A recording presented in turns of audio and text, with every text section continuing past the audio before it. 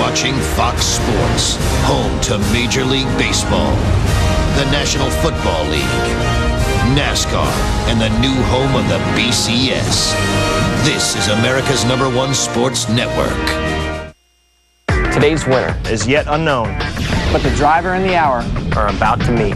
Las Vegas, Nevada, and NASCAR on Fox. Two totally different things, but yet so much alike. They're coming for me. Risk. You know, if he's worried about people's lives and everything, and then he's going to wreck on purpose at 190, I wasn't too happy with that. And reward. And Kenseth wins the Auto Club 500. Ability and chance. You need to be ready for anything. So it's time to play your hand to try to beat the odds. It's 1 against 42. And you better know when to play or when to stay. Today is the rambling and gambling men of NASCAR. Viva Las Vegas. Who will be busted and beat and feeling the heat? Snake Eyes. Today, are the chances 1 in a million? These odds are much better. Simply 1 out of 43. In stage 3 of capturing the flag. NASCAR on Fox. Live from fabulous Las Vegas. With snow-capped mountains providing a perfect backdrop, Fox Sports is in Las Vegas, where NASCAR's headline drivers are on display. Guys like Jimmy Johnson, Dale Earnhardt Jr., Matt Kenseth, and Tony Stewart. The weather should not be a problem at all. Temperature in the 50s by later today, partly cloudy, a little bit of sun over this 1.5-mile track. But it's warm and cozy where we are, as we welcome you inside the Hollywood Hotel and Casino, where everything's comped, except for the truffles. With Daryl and Jeff, I'm Chris. I'm a little under the weather, but I know you'll carry me through here in Las Vegas. We're in for a wild ride. Is that any different any other week? I think you're going to have to carry him out if he keeps going. Well, you excited to be here? I am. You know, I am fascinated by the things you can bet on out here. The obvious is laps led, lap leaders, cautions. But here's a good one: the car number, odd or even. All right. The last letter of the first letter of the last name of the guy that wins the race. I mean, it goes on and on. And who'd you give us your long shot or your favorite for today? Oh man, right now my favorite's got to be like Matt Kenseth, and at the same time my long shot maybe Casey Mears because he's been running so good. Casey Kane. Nah. Betting is Mears. legal. Let's check out the odds. And at the Palms Hotel Casino Resort, Matt Kenseth and Busch are the co-favorites. That's Kyle Busch at 5-1. Gordon and Jr., they're both at 20-1. Jimmy Johnson, he's been a favorite at the finish line despite being without his crew chief for the last 2 races. The current points leader and last year's winner here is ready to roll.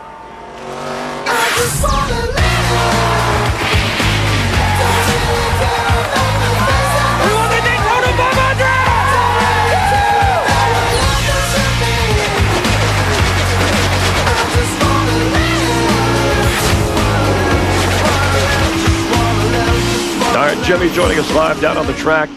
Jimmy, thanks for being with us. Darian Grubb has been exceptional filling in for Chad Knaus. What kind of communication have you had with Chad over these last few weeks on a regular basis? Well, there's been a lot of communication. I can say I'm glad I haven't been talking to you at the way your voice sounds, man. You sound like a frog. But anyway, sorry to give you a hard time. That's all right. It's going fast. Good. Keep going. Good. But we've been working well together. Darian's been our race engineer, and so we haven't missed a beat as far as communication between Darian and myself. And then Chad, he's at home. He's doing everything that he can during the week to get the guys prepared, to get the race cars prepared. And then I talk to him on the phone at night, and we're doing a good job, making the best of the situation. Hey, Jimmy, it's DW. Hammond and I were a team. We communicated. We were on the same page all the time. How has it been kind of making that transition from a guy that you've talked to ever since you've been in a Cup car to Darian now? How's that working out for you? we can't argue with the results that we've had. There's no doubt that I was nervous going into things, and the team was as well. But we've been doing a great job in building a lot of confidence just based on our performances. We've been communicating well at Fontana. We didn't have the best car through the middle of the race, but I was verbalizing to Darian what the car was doing. He made the right adjustments, and we came out of there with a second-place finish. So the last 2 weeks of racing, we've really just been building confidence and believing more in ourselves and doing the best that we can. Well, Jimmy, in Daytona, you made a decision to have that press conference to say, hey, I'm going to take this team and kind of help lead them right now.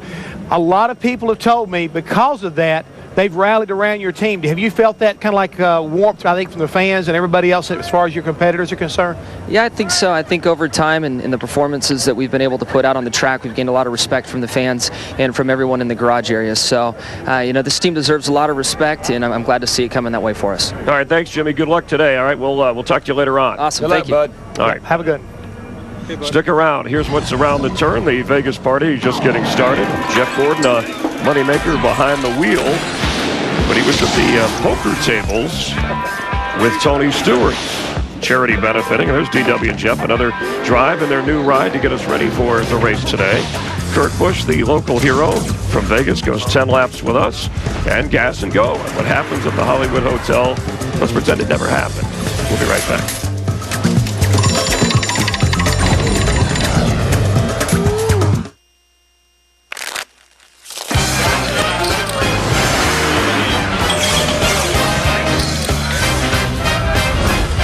Couple of jokers. Hey, I'm kidding. Actually, there are a couple of aces.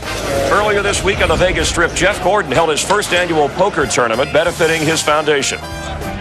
He invited me to play, as well as current champ Tony Stewart and professional poker players, including Chris Moneymaker and Chris Jesus Ferguson. Tony turned out to be a pretty good card player, and it didn't take long for him to eliminate me. Man, you won't hear anything nice on TV from him on me for months now.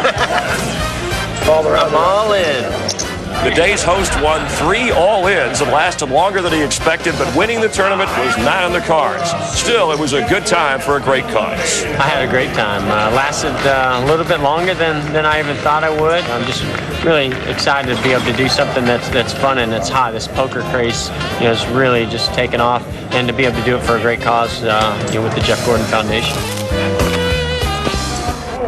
Well, today, as far as DW's Ride and Drive, and our Richard Petty driving experience car, we're going to find out exactly how dicey it is getting on pit road here at Las Vegas. Hang on, Hammond. Look what I got here. We're in Las Vegas, aren't we? Daryl, here's Vegas. Show me how not to do a pit stop. Now, here's a problem you have in Vegas. Jeff calls me and tells me, pit this time by. I'm trying to let people around me know that I'm coming to pit lane this time by. I got to hustle in. I'm off in the grass.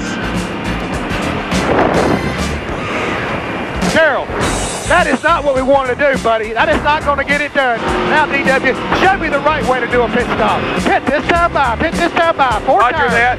Got to be down to 45 right here. I'm in the pit lane. Stay out wide until I get to my pit box. Here we are. Get here nice and straight now. Nice and straight right there. Now, folks, if you notice, I kicked the car out of gear before I ended in my pit box. I let it roll in so I can keep the engine cleaned out, keep it running. So one bad pit stop, one mistake can take you right out of the race. Well, after all of that, now it's time for gas and go. That's it. You're a good co-host. Daryl, this for you. Is it too soon for guys who are to worry about points? Biffle not doing well. Casey Mears doing well. I think I brought this up a week or two ago, but look at this season as a 26-race season. You've got to be in the top 10 when we get to the 26th race at Richmond. So every point counts right now. You dig a deep enough hole, but it's going to be hard to come up out of it. I got you. You're right about that, brother. All right, very good. Let's go on to, actually, this is number 2 is for Jeff.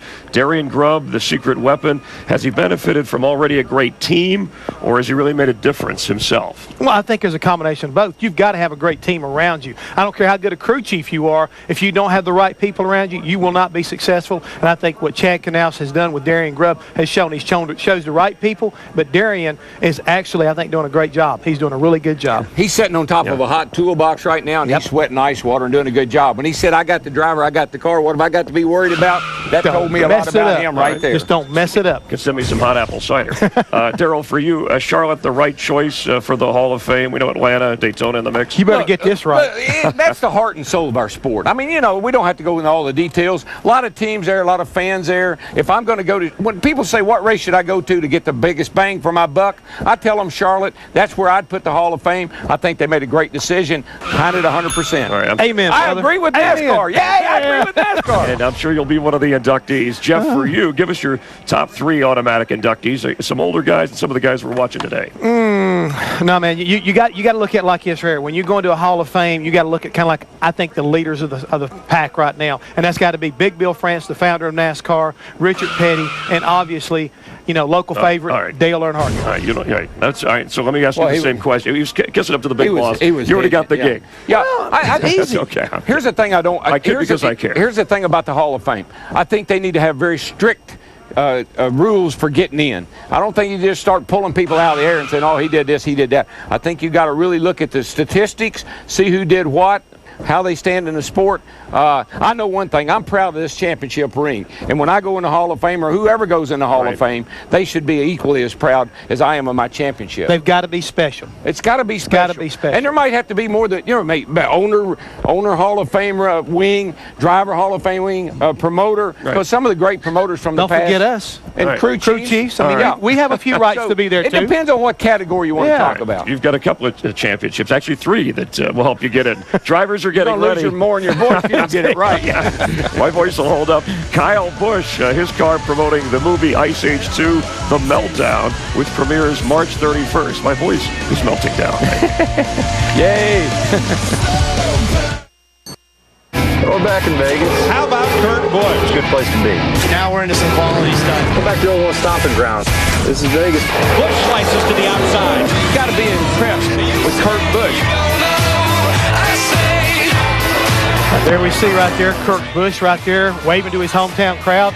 But earlier, our Chris Myers got to sit down with Kurt on 10 laps and get his real answers, and when he had a very better voice. I mean, man, my voice is going too right now. 10 laps with Chris Myers. How are you handling the change in your life and the things that happened last year? Yeah, much more mellowed out and looser. I mean, you used to see me so uptight in these interviews, making sure I said the right thing. So we've changed there. I'm more mature. How about your favorite athlete, not a racer, but of all time? I grew up in Vegas, and I always looked up at Andre Agassi. We call this the pressure gauge. It's a scale of 1 to 10. Kurt Busch's life is stressful. Jeez. A 1. Well, all right, let's go on down then. Yeah, I love it. It's going great. Okay, but it was way up there. Oh, yeah. It was over the edge. How about Kurt Busch as a romantic? Evil say I'm a 10. Well, that's good. Yeah. I told her, hey, the commitment with racing is every Valentine's Day's in Daytona for the rest of our lives. So. But then I proposed to her in Prague. Beating my brother is the most fun on the track. That's a 10.5 right there. Off the scale. Yeah, it's good. He said the same thing about you. Did he? Yeah. He was in my rearview mirror all the time. Now he's in my windshield, so I got to go get him. Guys, the deuce is loose. That's what I see right there with Kurt Busch. He's a lot looser, a lot friendlier. He's more user-friendly than he was. But I got to tell you a quick funny story. Right. His brother was in Mexico last week, had the driver's meeting. David Hoots said, you got any questions? And he acknowledged Kyle Busch, and Kurt said, no, I'm Kurt. Or he acknowledged Kurt, and he said, no, I'm Kyle. Got ready to leave. I said, dude, you need a name tag. And when we got out of Mexico, when we were getting ready to leave, I saw him again. He said, I don't want no name tag. After the accident. So it's a real aggressive driving. We've got an issue with that. And we're going to see aggressive driving today. I think we're going to see some pushing and shoving out there on this racetrack. We saw it yesterday. We saw it yesterday. It's the type of racetrack right now, the way the cars are. They're sliding around a lot. And a lot of these guys are very equal as far as competition is concerned. So I'm not going to be one bit surprised to see some of these accidents right there. We see Kyle Busch right there, Kellogg's driver, Ice Age, the Meltdown as a sponsor this time. I mean, it's so freezing right now out there with Jamie McMurray. All these guys are looking to kind of turn their season around along with Brian Vickers. They're trying to win. I talked to Joe Nemechek, and he is poised to get up there with that 01 car and challenge for a win today. Yeah, we don't need to be playing 43-car pickup today. We need to have a real serious race and keep it clean. And it's only the third of 36 Nextel Cup races. Darrell Waltrip, Jeff Hammond. And we're counting it down to 400 miles here in Las Vegas. Nice to have you with us for NASCAR on Fox.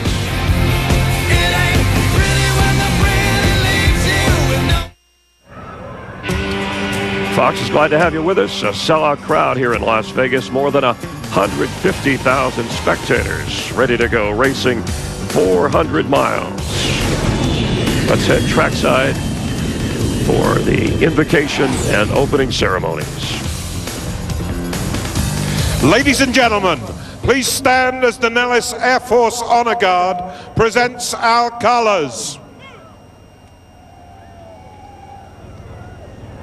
Today's invocation will be given by Las Vegas Motor Speedway Chaplain Kenny Farmer. Please remain standing. Let us pray. Father, we pray for these drivers and crews today as they compete in this race. We pray that you will be with them every mile. We pray for our men and women that are around the world right now, Father, giving us this freedom to enjoy this sport we love so very much. We thank you for those men and women that work so very hard behind the scenes to put this event on. We ask your blessing on this race, Father. We ask this in your name. Amen. And remain standing, please, for the singing of the national anthem by the hit country recording group Trick Pony.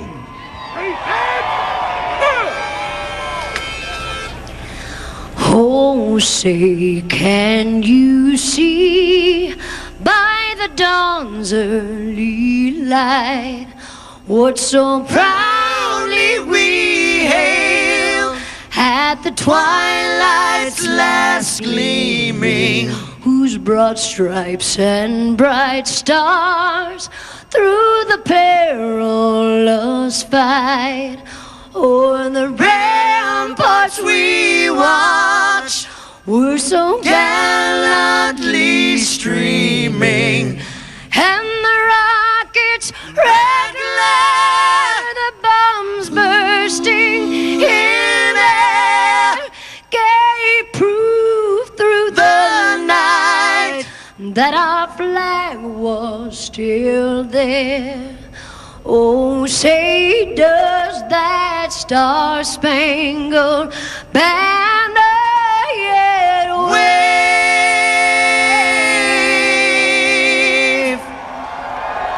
o'er the land of the free and the home of the brave?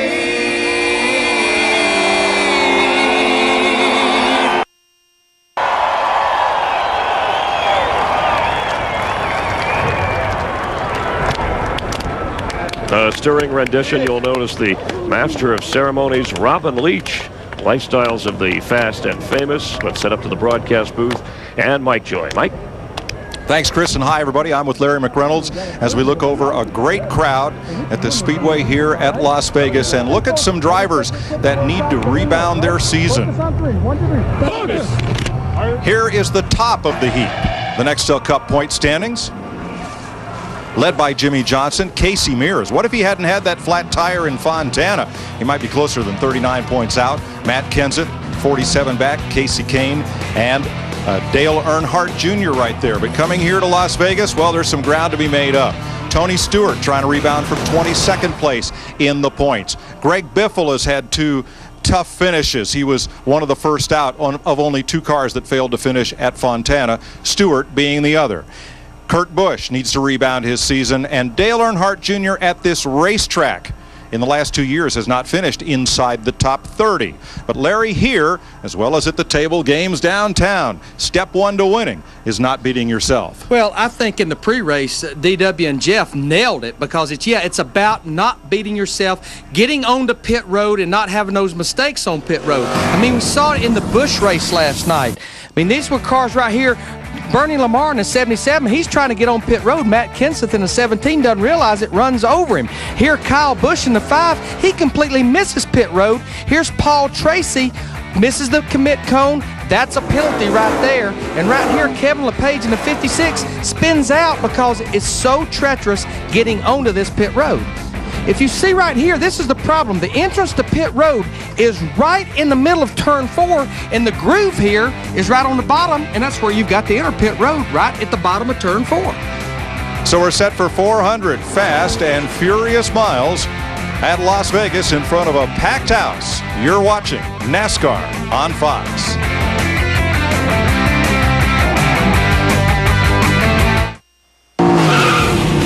The NASCAR on Fox pre-race show is sponsored by Mountain Dew. Get fueled by Dew. By Lowe's, proud home of Jimmy Johnson and Team 48. By Tylenol. Tylenol Extra Strength Rapid Release Gels. Team Tylenol. Think fast. And by Best Buy. Thousands of possibilities. Get yours.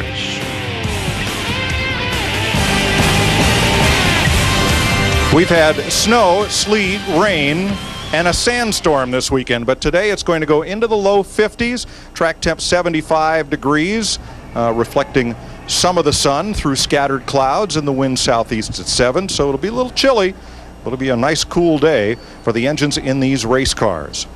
Mark Martin won the inaugural here in 1998. Jeff Burton, a two-time winner. Jeff Gordon, Sterling Marlin, Matt Kenseth twice, and Jimmy Johnson, a bend to victory lane here. And now, for the 4 most famous words in motorsports, we welcome back today's race Grand Marshal, Pete Cutway. On behalf of the UAW and Daimler-Chrysler, gentlemen, start your engines!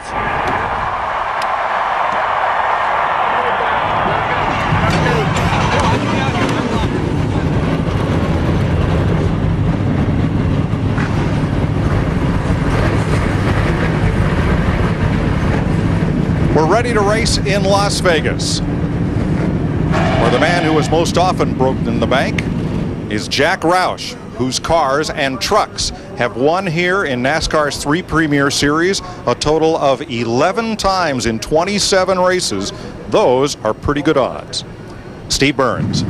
Yeah, thanks, Mike Joy. How about that? 5 wins in the 8 Cup Series races here at the Las Vegas Motor Speedway. Now, 2 weeks ago at the Fontana, or the California Speedway in Fontana, Matt Kenseth, well, he won the race. Jamie McMurray, Carl Edwards, and Mark Martin all finished in the top 10. And Greg Biffle, another Roush driver, led 162 laps before losing an engine. And these drivers all like those race cars so much, they've all brought them here to the Las Vegas Motor Speedway. Greg Biffle is on the pole. To Matt Yoakum. 1 year ago, Steve, Greg Biffle had a tremendous start to the season, winning 5 of the first 15 races. On his way to his career best season, finishing second in the championship standings. Now he has stumbled out of the gate here in 2006, 38th in the points, but he told me that you can learn a lot from history, especially from the guy that beat him last year for the championship, Tony Stewart. Back in 2002, Stewart blew up at Daytona, started the year 43rd in points. It's come 4 races to get to 5th in the championship standings, on his way to his first Nextel Cup championship. But he says, what I really want right now is to win a race. He said, if you go to Matt Kenseth's house, he's got a great trophy case, and one of the special trophies is like a boxing belt that the World Championship boxers win. He goes, I want one of those because it's a unique trophy here at Vegas. Now to the editor of Speedway Illustrated, Dr. Dick Berggren. Well, a lot of people think that one of those 5 Roush cars is going to win today. But 38 other drivers think they've got a good chance to win the race as well, including this guy, Jimmy Johnson. He won here in Las Vegas the last time we visited this speedway, and he's off to an incredible start this year, having won the Daytona 500, finishing second in California. He's got a Hendrick car, and last year, Hendrick had 3 of the top 5 finishers at Las Vegas. Don't count anybody out. This is not yet done. Mike. Thanks, Dick. Daryl and Larry have already weighed in on some of the things that can happen entering and on pit road. For more, here's Jeff Hammond at our Ford Fusion cutaway car.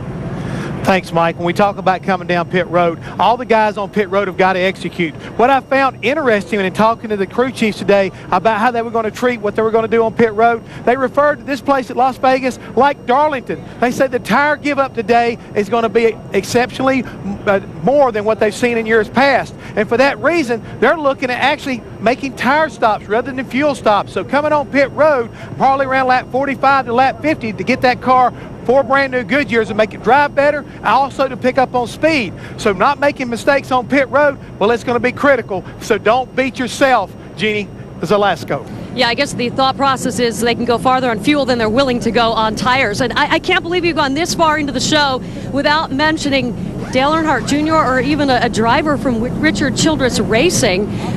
in fairness, the once great legacies are trying to create the dynasty one more time. And if you look at what Junior's been able to do this year, he's got a top 10. He's got a top 15. Now, in recent history, this track has not been very kind to him, but maybe Lady Luck will return today. And let's not overlook the 31 of Jeff Burton, who had a top 5 at Fontana a handful of weeks back. And, oh, by the way, he has 2 wins here. Yes, of course, he was then driving a Roush car. They seem to keep popping up, don't they, guys?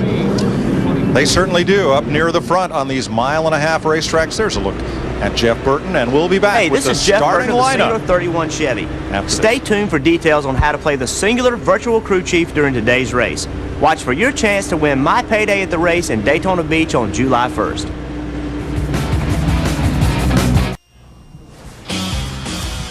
Budweiser, official beer of NASCAR, is the proud sponsor of the Budweiser Pole Award, given to the fastest qualifier at each NASCAR Nextel Cup race. Budweiser congratulates Greg Biffle for winning the pole here in Las Vegas.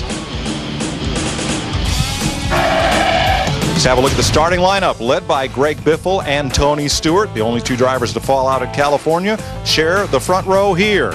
Jimmy Johnson, the point leader, inside of one of the hometown heroes, Kyle Busch, in row 2.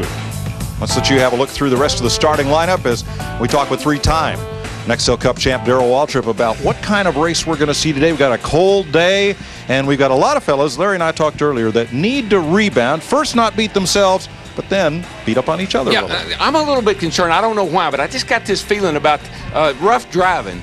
We saw a couple of incidences yesterday. We've seen it starting the season off down at Daytona. You know, some things happen at Mexico in the Busch race.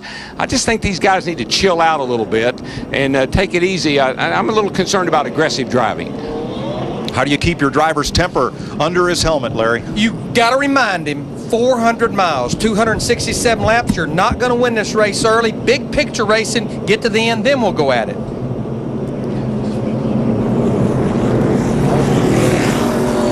Look at that grandstand. It is packed. And look at this racetrack. It's going to look different when we come back here next year.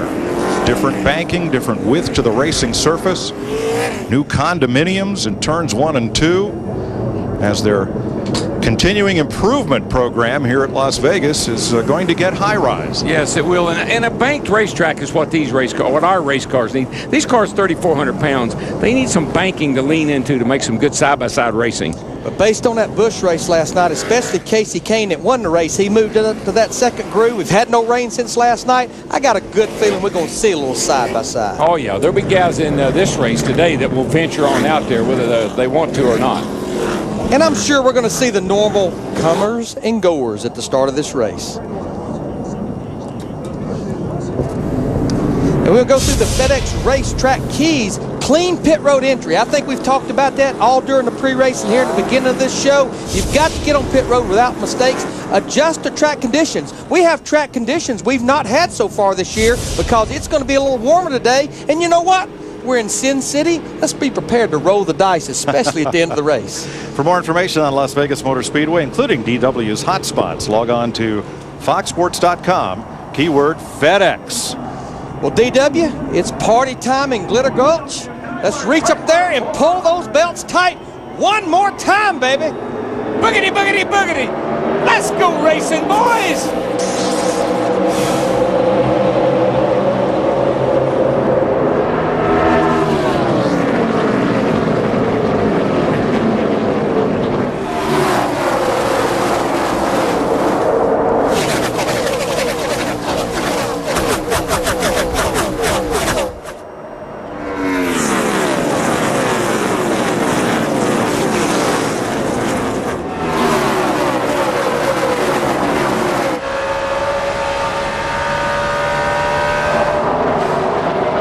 Clean start. First 8 cars get single file in a hurry.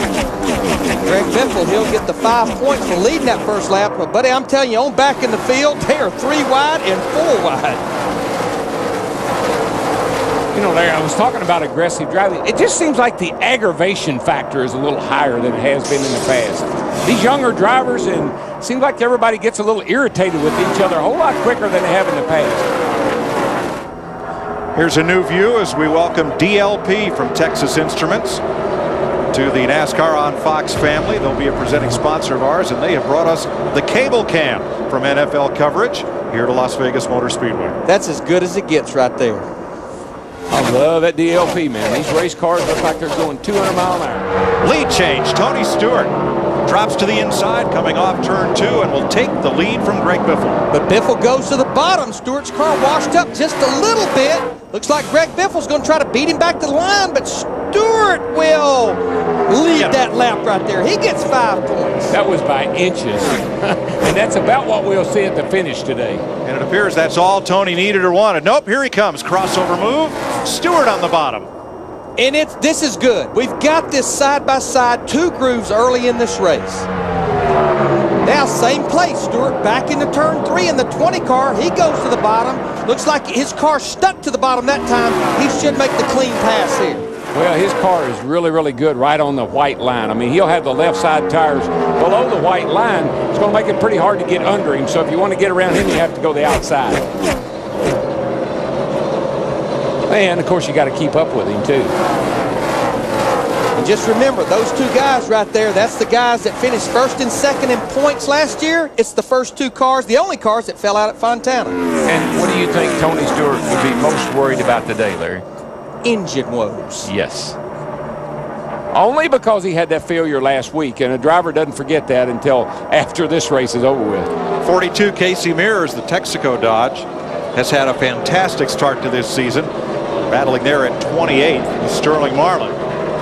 Mears, winner of the Rolex 24 Hours at Daytona. Top 10 finishes the last 2 races, second in points. Ooh, little smoke from Marlin's Wiley X sunglasses Chevy. But remember, Casey Mears in the 42, he started back in 38th, so he's already made up almost about 10 positions. None of the Ganassi cars qualified that well. And right behind him, number 12, Ryan Newman, the Alltel Dodge, one of 4 drivers who had to go to backup cars to start this race. They included Jeremy Mayfield, Kenny Wallace, and also the 4 car of Scott Wimmer in backups.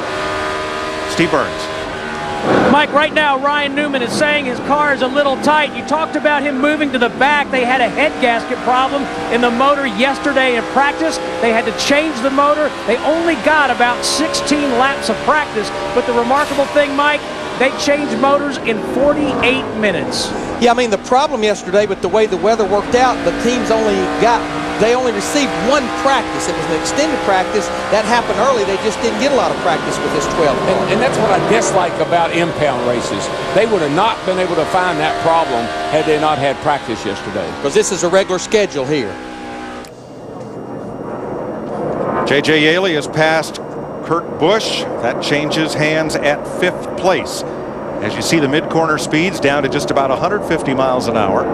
And then they accelerate to the high 180s down the straightaway. And you saw that they are about 2.5, 2 3/4 seconds behind our leader, Tony Stewart, in the 20 car. Here's the man that won last night, Casey Kane, in that 9 car, won in the Busch Series race. He's been good all weekend long here. Right now, he's in the 7th spot after qualifying 5th. But I mean, watch the miles per hour right here. This is a 1.5-mile racetrack. Almost 185 miles per hour, and watch in the middle of the corner off the gas, 144 miles per hour with no throttle applied. And of course, Larry, the back straightaway is pretty short here.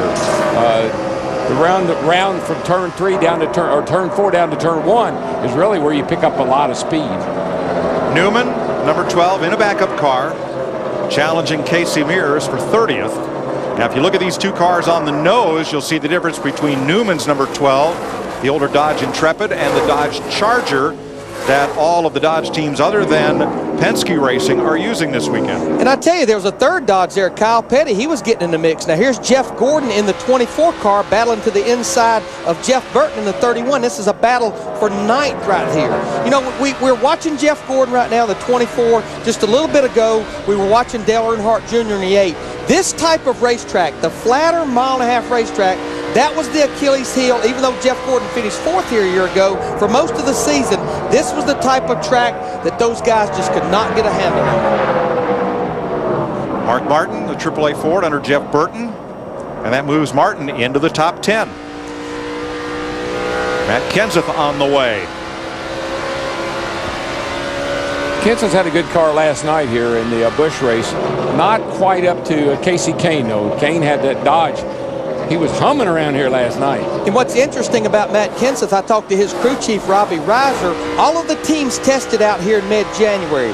The 17 had a terrible test. They pretty much threw everything away, went with a different package for Fontana. We know how that worked out. Then they used information from there to bring here to Las Vegas. Saw Kenseth move up to 11th as you ride with Jeff Burton. Tony Stewart, 9/10 of a second ahead of Greg Biffle. Did you see that 20 car, how when he gets down to turn 1, right out next to the wall, just almost throws the car down into the corner at about 190 miles an hour. And this is a battle for third right here. We're riding with Jimmy Johnson in the 48 car. That's his teammate Kyle Busch in the 5 car. And then right behind them in the green car, J.J. Yaley in the 18. J.J. Yaley, we just see him getting better and better every week, not only in Nextel Cup, but Busch as well. Well, the one reason why, Larry, is the car is good. It's really helping him as a young driver because his car is so good. What about it, Burns? Hey, DW, the other thing about J.J. Yaley, his crew chief, Steve Addington, told me this morning that he sat J.J. down before the season started and said, look, this is your job to keep. You're not going to lose it. He said the other thing J.J. did was watch the tapes of all the races he ran in the Busch Series last year. At DW, he said he realized that he put his car in positions that he shouldn't have. Yeah, he got himself in trouble early last year in a number of races when it was really not a good time to be racing. Yaley running in 5th, started 12th. He's picked up 7 spots. And it's not unusual for new guys to come into our series. They don't realize how long these races are. These suckers are 3.5 hours long, so you can take your time sometimes. Yeah, but stay tuned. Yeah, well, 12 gets better. 12 of 14 laps have been led by Tony Stewart. 14 are complete here at the Las Vegas Motor Speedway.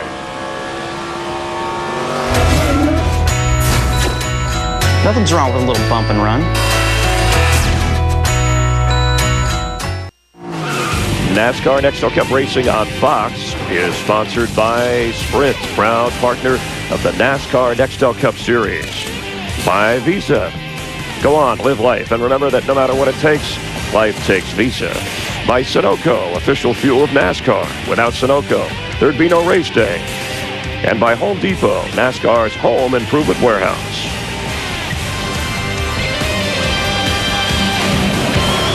Kenny Wallace with a flat left rear tire. It happened going into turn 1. He slid up the racetrack right in the path of Tony Stewart and almost took out the leader. Look at this. I mean, you can see Kenny Wallace, the 78. His car will not turn. It's going up the racetrack, and there's Stewart in the 20. He's in no man's land up there. No, it would turn, but he just is scared to turn to go spin out. But this guy right here, this big green 18 car, that car is on the move, boys. J.J. Yaley, he goes by Greg Biffle, and that's for third space because Jimmy Johnson in the 48 just went by Greg Biffle for second. Biffle backing up a little, as did his Roush Racing teammate Carl Edwards, who has lost 12 positions since the start of this race and says his car is very tight. Matt, any problem with Biffle? Currently running in the 4th position, Mike. Now, he came on the radio about 7 or 8 laps ago, said the car is just so loose, trying to hang on to it. Doug Richard told him, just don't wreck it. We will fix it on the first stop with a wedge adjustment. But he and everyone else right now chasing Big Orange up front. Tony Stewart says his car is plenty free when he gets back in the gas. When they began the race, they felt like they were about a 6th place car, but they made a number of small tweaks after final practice. They feel like they're in pretty good shape, and he's motoring out front. Well, I think most of the fears that the guys had today was the weather, as we all have been for quite some time. But the sun is out, and this joint right here is notorious for getting slick. So you set the car up under cloudy, cold conditions, come out here today, you're going to be a little too free. And then you look at like Tony Stewart, Greg Biffle, they both ran the Busch Series race. It was very cool last night. A lot of those cars fought tight, not turning. The front wheel sliding probably gave the crew chief a little feedback from that. Adjustments maybe were a little too far based on track conditions today, Dick. That's about right to me, Larry, and I'm right now in Jimmy Johnson's pit. He's running in 2nd position, but he's called into the crew and told the car that his car is tight and it's a little loose going into the first turn. Kurt Busch's car is way too tight, and Carl Edwards' car is way, way, way too tight. So adjustments will be coming on the next pit stop for sure.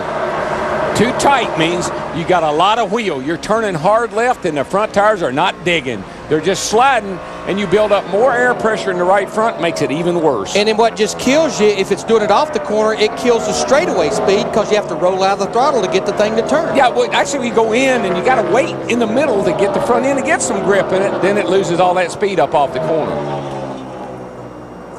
One car that's having no problems, Tony Stewart. He has hit the setup just right, and he's up 2.2 seconds. Car on the wall, turn 2. Brushed at the wall, got away, and it is the 34 of Chad Chaffin. He had already been in and out of the pits once, got a penalty for entering too fast, back on track, and hard to tell if he scraped the wall up there in turn 2 or not. But you could see he's just not up to speed as we were looking at the Fox tracks. Now this right here is a battle for 5th. Mark Martin in the 6th, no longer a battle, drives by Kyle Busch in the 5 car. Let's have a look at Chaffin. Did he get the wall in turn 2? I saw him just look at this car go by. I don't think he did. It's really dirty up there. You'll see a lot of dust fly. Well, he got up there where there's no grip, and that was our concern a while ago when we watched Tony Stewart in the 20 all the way up there. Actually, quite honestly, it wasn't as dirty up there as I thought it was going to be, and that's a good thing. That means you might be able to get up there and lay some rubber down and get going. Chad Chaffin will return to pit road. The Oak Glove Chevy. Dale Jr. trying to rebound from 2 tough finishes here at Las Vegas. 35th, handling problems, 42nd, a crash where he only ran 11 laps. There's his serial score at the bottom, and we listened in as he tried to sort out what his car was doing. A little bit free center off. Follow the brake pedal, ain't got much brake. Got all that right, Tony Jr.? Yes, 10-4. And Darrell, you would think with the speeds here and the size of this racetrack, you would not be using a lot of brake, but I think sometimes when that car's not handling right, you tend to use a little more brake, and you don't do things to cool the brakes here that much. Every driver that I know of, and that I can think of, drives with their left foot laying right on the brake pedal. They're not pushing it, it's just sitting there in case they need it. And if that pedal goes, if that foot touches that pedal and it starts to go down a little further than you anticipate, it causes great concern. I'm going to tell you what, this has been one of the big movers right here. Mark Martin in his 6th car, where he started back in 18th, and he just drove by his teammate Greg Biffle in the 16th for 4th. We watched this in yesterday's practice. This car ran more laps than anyone, over 70 laps, and most of it was long runs. And they told me this morning, we need long runs. We're not going to be good on short runs. We definitely don't need a caution late in the race, and they're supporting that here with this run here, 30 laps into this. Mark Martin is the biggest gainer in the field, 14 positions since they dropped the green flag. Jeremy Mayfield, who is in a backup car, and Kevin Harvick have each gained 11 spots. Martin 3.6 seconds off of Tony Stewart. A car that's good on a long run is a great thing. It's very comfortable to drive, but the leader gets so far away from you, sometimes it doesn't pay off. All right, all you singular virtual crew chiefs. Yesterday, the Nextel Cup drivers pretty much dominated the Busch Series race. Should they be allowed to run in NASCAR's 2nd Series? Yes or no? Casey Kane, yesterday's winner. Text the word crew to 191 on your Singular wireless phone, or log on to foxsports.com/singular, and you'll be entered to win Jeff Burton's payday at July race in Daytona. Tell you what, DW, that old 24 car, Jeff Gordon, he has a good look about him on this long run. He just drove by his teammate Kyle Busch in the 5. That was for 6th place. Yeah, I noticed him. He's been moving along pretty well, and the car looks good, and his lap times are really, really respectable compared to Tony. Jeffy might have him a little something going here today with that old green hot rod. It's a rare day that he doesn't have the DuPont colors all over that car, but Nicorette is Gordon's sponsor this weekend. I guess green flames just wouldn't look good with it. No. And right behind him, Kyle Busch, one of the 2 brothers who hail from Las Vegas. His Kellogg's Chevy carrying the colors of Ice Age 2, which we thought had come in here, rolled in here Friday and Saturday. Not the movie The Weather, but Ice Age 2, The Meltdown, coming to theaters.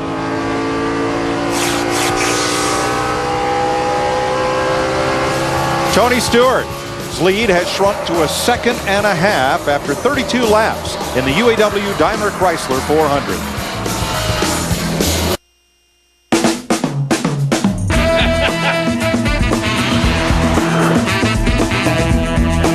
Boogity, boogity, boogity. Let's go racing, boys. Nice montage, but who is that guy trying to imitate Dick Berggren? With the big flaming orange hair and all that. That would be Carrot Top, right? I know, but anyway. 38 laps complete, over 100,000 fans on hand. I don't see an empty seat anywhere. This place is SRO. I'll tell you somebody that's standing up in the seat right now. It's that cat in that 6 car. He just went by J.J. Yaley there and in the second place, chomping away at that 20-car lead. How about it, Jeannie? Well, I tell you, if this is retirement, Mark Martin should have tried this a while ago, huh?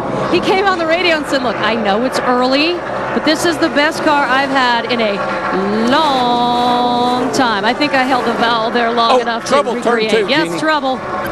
Big crash in turn 2, and it is Reed Sorensen in the Target Dodge. And I'm pretty sure it was a right front tire. The thing just took a dead right. I'm sorry, Jeannie, but the 41 car crashed hard.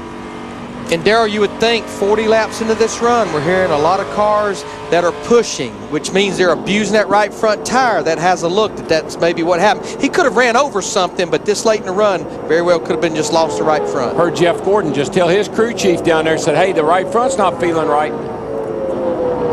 First caution flag of the day, and it comes out at lap 40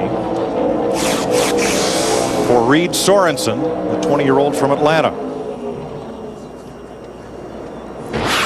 You'll see the start way in the distance off the right side of your screen. Yeah, I was looking right over there, Mike, and the thing just took a dead right. Definitely had a tire failure. So the pace car gathers up the field, and next time by, probably pit road will be open. I'm going to tell you what, that caution came at the right time for a lot of drivers out there. Dale Earnhardt Jr., Mayfield, Martin Truex Jr., Carl Edwards. A lot of these guys were about to go a lap down. It came at the wrong time for Ryan Newman, who is already 1 lap down, and he will be pinned there because Kevin LePage is the first car a lap down and will get the free pass. Now, there will be no strategy here. This will be pit for 4 tires, fuel, and I would be safe to say almost every car major adjustments. Yeah, all that feedback I've been giving you there, crew chief, fix it. Use it. All right, they're going to keep pit road closed for 1 lap because Reed Sorensen is limping onto pit road. And the track truck is behind him, picking up any debris that comes off that car. So we'll be back to Las Vegas. Pit stops begin under caution. Here's Jeannie. You're back talking about not making a lot of changes. That is unless your car is the best car you've had in a long time. 4 tires and fuel for Mark Martin. Dick?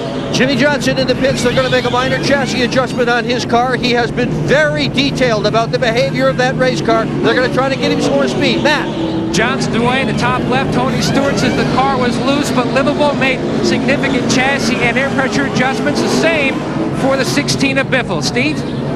Matt, you saw J.J. Yaley in the upper right. He said his car was starting to slide in the middle and on late exit, so they made some air pressure adjustments. Steve Addington coaching him into the pit box. And guys, there you see our race off pit road right there. Now that time includes the entire time on pit road, including the pit stop. You see right there, Mark Martin, the 6 car. He's got a great race car. The pit crew rose to the occasion, but Matt Kenseth, and that was a 4-tire stop, gained 6 positions on his pit stop.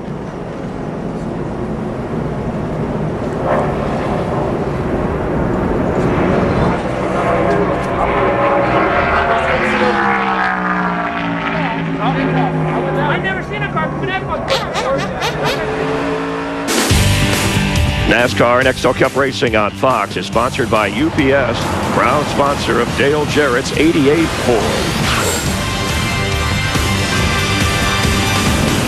Next up, Cup Racing from Las Vegas is delivered by UPS. UPS delivers the chance to win 2 tickets to any Fox broadcast race. Just go to foxsports.com, keyword UPS.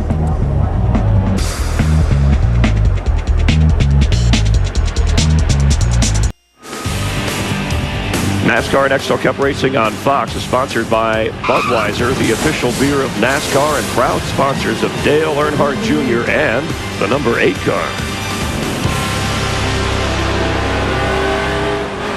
45 laps complete. Terry Labonte did not pit with the rest of the cars on the lead lap. He stayed out on track to lead a lap and gain 5 bonus points. He's now pitted.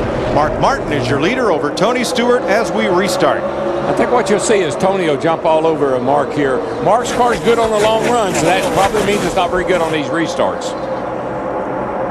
The problem, they've got Ryan Newman there in the 12 car. Mike, you mentioned he did not get the free pass. He's trying to get that lap back now to get back on the lead lap. Yeah, he's kind of running interference right there now for Mark. I'm going to tell you what, 2 cars that are coming, though. Jimmy Johnson in that 48. We talked about the pit stop that Matt Kenseth and the 17 guys had. Look at him up there in the 4th position now.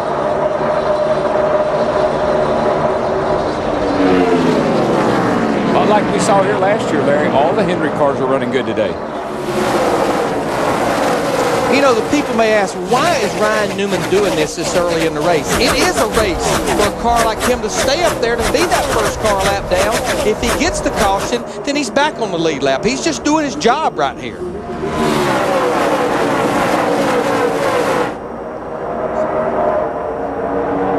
Matt Kenseth trying to close on the 3 leaders. Let's get an update from his pit. Jeannie? Yeah, Matt came into the pits last time saying, look, I just don't have any grip. It is tight going into turn 1, and I haven't had that problem all weekend. A lot of discussion as to what to do to the car. That he decided to take 1 pound out all the way around, lobbying for some more changes, but Matt waved everybody off. It seems to be working.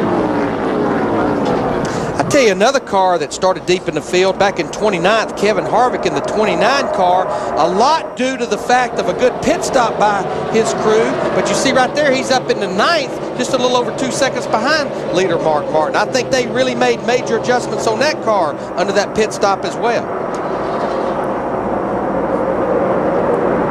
It was released this week that Kevin Harvick and owner Richard Childress has set a timetable of pretty much mid to late April to determine what their future will be together beyond this year. Just ahead of Harvick, Jeff Gordon in the 24 working J.J. Yaley. Yeah, they've been racing each other really hard. J.J.'s been on the outside of Jeff there for a couple of laps. I think they decided to get single file here so they couldn't move forward. Matt, did they make Jeff's car better? Seems that way. Mike finished 4th here last year. The 2001 winner says the car is improving, using a lot of brake in the corners, but he says the car starts off loose and then it slowly works its way to just a tick tight, but Gordon's very pleased. He and Steve Letarte making a lot of headway. A car that's not as good as it was in the first run is Yaley in the 18. Kevin Harvick works underneath him and takes away 8th place from J.J. You know, and that is so aggravating when you got a great car and you come into pits and make a couple little minor changes, you go back out, can't drive it. And what's going on with this battle right here, and this is actually a battle for 4th between Kyle Busch and the 5, Matt Kenseth in the 17. It's almost like Kyle Busch gets that momentum by being up in that second groove. When Kenseth on the bottom, he actually, look, he's got his left side tires below the white line. He just can't carry the momentum off the corner. Yeah, I don't see very many guys venturing up high yet, though, to try to make a pass. They get up there and lose ground. Here comes Gordon under the 16. Car looks really good. And she's not smoking. Well, Biffle challenges him for the corner. And Biffle holds the spot. Kenseth back after Kyle Busch. Big fight there going into turn 3 as they try to lap past Ryan Newman. And here comes Gordon back after Biffle. I don't think they helped Newman's car much. He just was up there for a lap or 2, but he's kind of in the way now.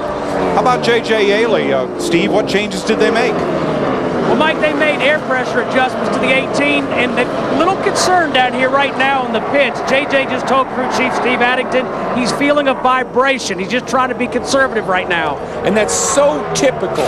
When somebody blows a right front tire, you're going to get a lot of drivers coming back and saying, I think I feel a vibration. I think I got a tire problem. Because they all guarantee they report to all the drivers, say, hey, 41 blew a right front tire. You might want to, give us any feedback. But you know that last time through 3 and 4, J.J. Yaley up there in that green 18 car, he moved to the high side, drove back around Kevin Harvick in the 29. You see here in turn 1 and 2 is we're riding with Casey Kane. Yaley has definitely moved up a groove. Something happened to Casey there. He got all the way down to 145 miles an hour in the middle of that corner. So something happened entering that corner where in the transition from brake to the middle of the corner to throttle, he really had to get out of the gas. Yeah, that's an oops. Every now and then you'll have an oops. The older of the Busch brothers is on the move. That would be Kurt, the first Nextel Cup champion, now driving the Miller Lite number 2 for Roger Penske, who is up on the roof today as one of Kurt's spotters. Now, Kurt qualified back in the 6th position. Mike, you talked about it just a little bit earlier. We keep following this story at the downforce racetracks like Fontana and here at Las Vegas. The 2 Penske cars, they elect to continue to work with that 2004 Intrepid, which is still legal. It's legal for 3 years, and all the other teams are working with the new Dodge Charger. It looks like they're gaining on that 2 car, Dick Berggren. Paulie, the crew, yeah, they are indeed gaining on it. I talked to Roy McCauley, the crew chief, at length this morning, and he said that the thing that they wanted to do the most was to make the driver happy, and they accomplished that in practice here. They turned over 80 laps of practice in race trim. They were not at all focused on qualifying. They wanted to get this car so that it would run fast on the long run.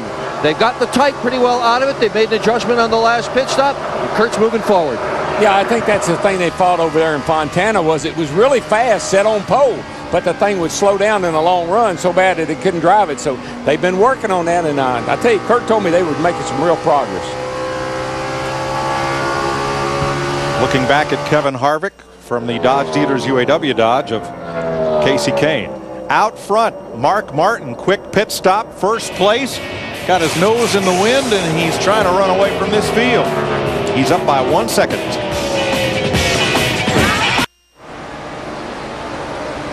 63 laps complete at Las Vegas. Mark Martin the leader, but Tony Stewart running him down. Now just 0.7 of a second back as Stewart's teammate J.J. Yaley got passed by quite a group of cars and came to pit road. Steve? Yeah, Mike, that vibration turned out to be a flat right rear tire. They changed right sides on the number 18. Well, I'm going to tell you what, that's they're pretty lucky if he had a right rear going down. Now, when you pit under green here and you change 4 tires with the 55 miles per hour on pit road, you go about a lap and a half down if you're running up near the front of the pack. Yeah, and did they change right sides only? Is that what Burns said?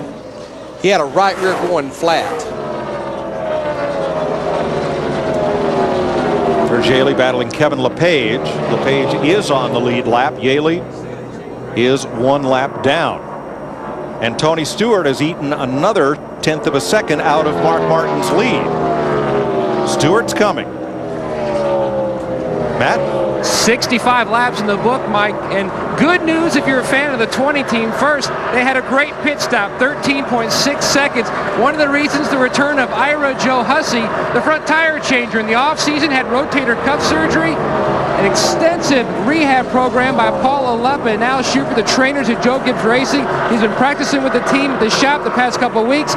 His first race back this season. Then Tony Stewart came on the radio and said the changes that we made, this car is really great at the beginning of the run. We are really getting where we need to have this car, and you can see it on the racetrack and on the stopwatch.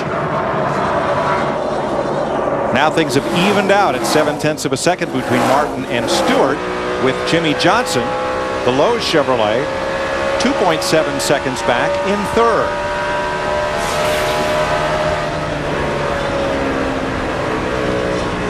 And right now, Mark Martin in the 6, Tony Stewart in the 20, they're beating Jimmy Johnson by about 0.2 of a second per lap. Mark Martin, Tony's running in the 3350s and 60s. Jimmy Johnson in the 48s back in the 70s and 80s. That means in about 5 laps, Johnson's going to have a mirror full of Matt Kenseth. Yeah, because Matt Kenseth seems to be able to roll off times a lot like his teammate Mark Martin and Tony Stewart. Back in 9th place, there's Kyle Busch in 5th. There is Kevin Harvick. It's getting a little edgy back here. Yep, you got Casey Kane for 8th, and now working on the lap car of Ryan Newman. But definitely the 34, Chad Chaffin, who's several laps down, played a role in that. He was able to use him as a little bit of a pick.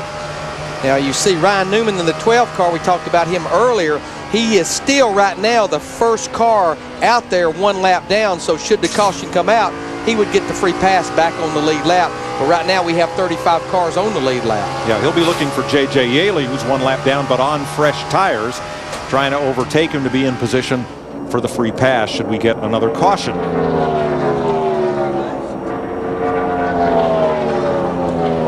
Let's go to 6th place, where Jeff Gordon trying to hold back Greg Biffle. Their lap times are just about identical between Gordon's 24 and the National Guard Ford. Biffle seems like he's feast or famine, Darrell. He's either in victory lane or they've got a problem out of the race early. They hit it or they miss it. And that's exactly right. And I think it's the kind of driver he is. He drives so hard, he puts the car on the edge all the time that if you miss it, you really miss it big. I think they've still got a lot of work to do on that car. They need some cautions to make some pit stops to be able to try to adjust that car. Well, he likes a car to be nice and free. He doesn't mind the back end stepping out a little bit. But that's when you really are at this racetrack particularly, if it gets too loose, you just can't go anywhere. Biffle is 7th. He and Gordon are 8.5 seconds off the lead. The first caution of the race came out at lap 40 when Reed Sorensen slammed the wall in turn 2. Reed is with Dick Berggren. Car is badly torn up. How hard a hit was that? It wasn't too bad, but hard enough to tear up the car. Just one of those deals where you can't really do anything about it, but it happens. And it seems like the track is a little bit slower than it was all weekend, and I don't know if that's because of the tire. Maybe we had a tire going down there the last 15 laps or so. I'm not sure, but just went out there and got some damage on it, so we can't really do much now, but try to gain some points and see what happens. And the crew is working hard in the garage trying to get that car back out on the racetrack, Mike. Thanks, Dick. Reed would slip to 34th in the standings. If he doesn't return to the race, he'd drop 10 positions in the Nextel Cup points. And we've been talking about ever-changing weather, and what goes along with that is ever-changing track temperature. You see right there on Friday qualifying 66 degrees, yesterday down to 63 degrees. Now when we started the race it was 75, but now we're seeing some clouds roll in, it's down to 70. And what that will do, it just gives the car more grip on the racetrack as the track cools down, but it could also make the car tighter and not want to turn as well. Yeah, a tight race car just overworks the right front tire, and you just build up so much air pressure in that tire that you even lose more grip, and then it just accentuates the problem. Mark Martin is the all-time winner in NASCAR's Busch Series. He leads today's Nextel Cup race by 0.8 of a second. Time for our singular virtual crew chief results. Should the Cup drivers be allowed to participate in the Busch Series? I'd call that a push. Remember, when you participate in our singular virtual crew chief poll, you're automatically entered for a chance to win Jeff Burton's payday for the July Daytona race that you'll see on Fox.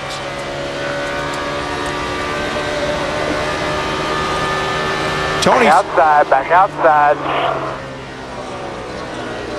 Tony Stewart's advance on Mark Martin is halted. He's now about 0.9 of a second back.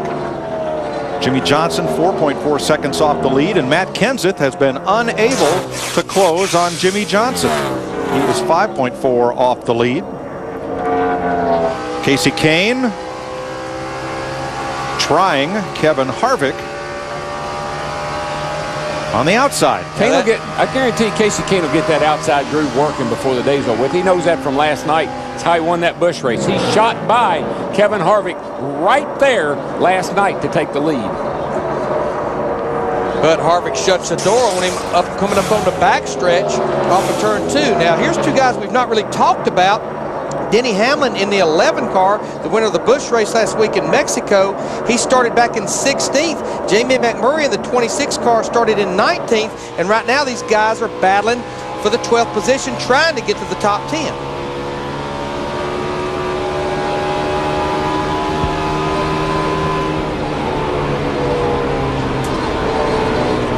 76 laps complete. Mark Martin in the AAA Ford of Jack Roush has led 32 of them.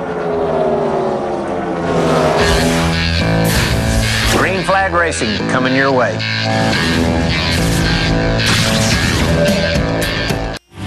NASCAR and XL Cup Racing on Fox is sponsored by Team Chevy and the 303 horsepower Monte Carlo SS. Chevy, an American Revolution. By new Gillette Fusion, the best shave ever in manual and battery power. By Allstate, official partner of NASCAR. And by Radio Shack.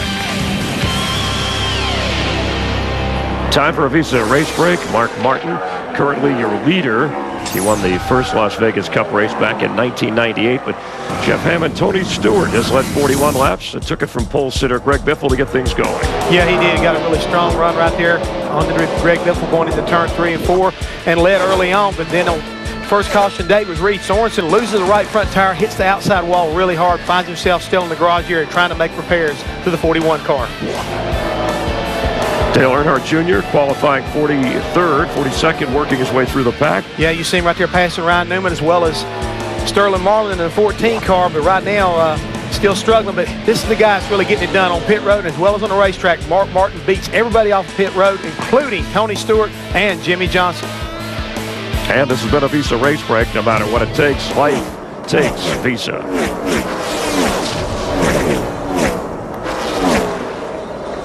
83 laps complete. Mark Martin 0.7 of a second up on Tony Stewart. That gap has not changed. What has changed is the gap back to the third place car, Jimmy Johnson. That's now at 5.5 as we watch Jeff Gordon and Casey Kane continue to keep close company. And this is quite a knot of cars here that were all stacked up trying to lap past Ryan Newman.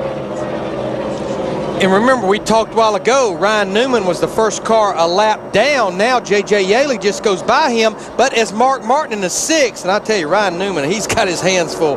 But as Mark Martin keeps lapping cars, then even J.J. Yaley is not the first car a lap down. But Yaley's car is good again. I mean, that tire, the wheel loose on the right rear, they got that fixed, and I wouldn't count him. He's not done. And we do need to mention that the team finally discovered he did not have a flat tire. It was a loose wheel. They just changed the right side tires.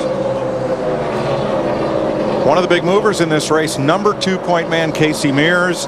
And if you looked up momentum, you would see his picture. What a great finish to 2005 and a great start to 06. And he's got a birthday today, 28 years old. That's right. Happy birthday. And he's finished 7th the last 2 races here, so it's a racetrack he always runs well at.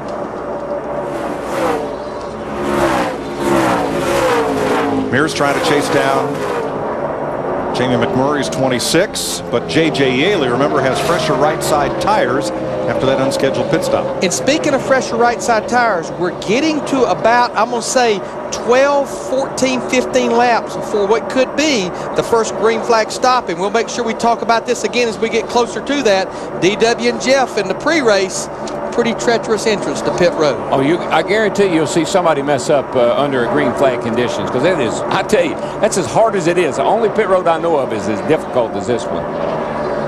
Joe Nemechek in the Army car, you saw a little hand movement there as he came off the corner. Joe told me yesterday he's got a good race car here.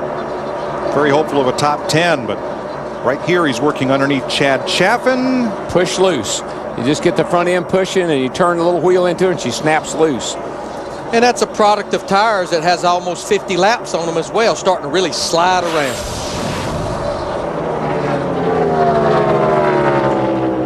Kyle Busch just surrendered 5th place to Greg Biffle. Here's how that looked. And it looks like Mr. Biffle has hooked up. My gosh, did he grab passing gear? Well, that's what happens when one's in the gas and one is off.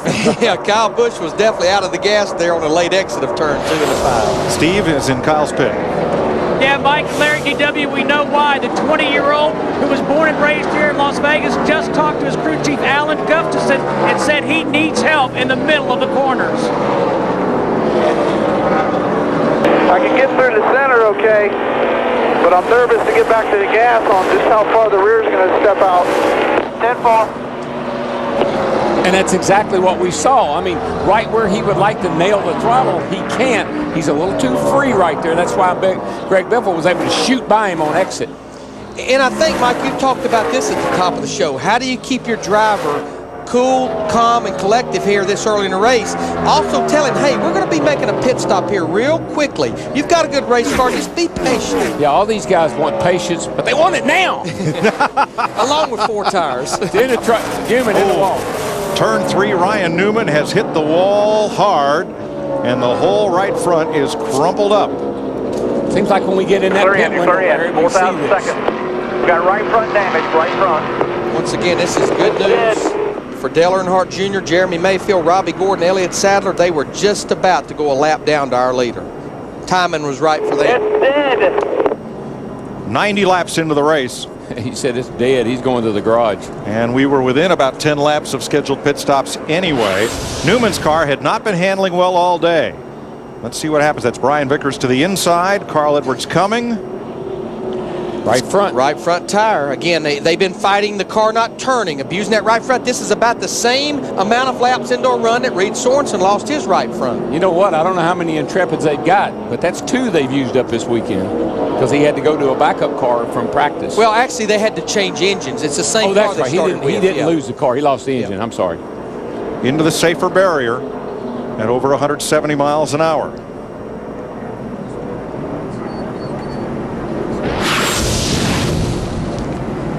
So this is where you get 4 more tires. Again, as we just mentioned, within about 10 or 12 laps of what would have been a green flag pit stop. 4 tires full of fuel, and I'm sure for a lot of adjustments.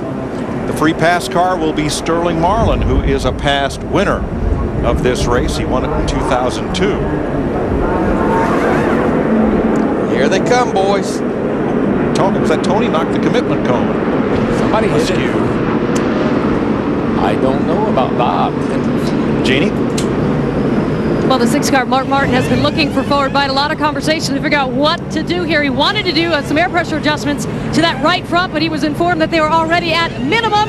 So a pound is coming out of the right rear 4 tires. Dick? Jimmy Johnson's car is still tight, so they're discussing putting a spring rubber in the right rear. That should slow the pit stop down, but it sure didn't seem to. Latiga, the right rear tire guy, came right around. Matty. Shaggy Larson already cranked down on the track bar. Air pressure adjustment for Stewart said the car has got tighter and tighter on that 44-lap green flag run. He's away. And Biffles on the stop previous, they didn't get the wedge ratchet engaged, so they didn't make that wedge adjustment. Significant adjustments this time. Steve? Matt Kyle Busch off pit road, drag races with Greg Biffle. They made a track bar adjustment and air. Remember just moments ago, he said he was loose from the center off.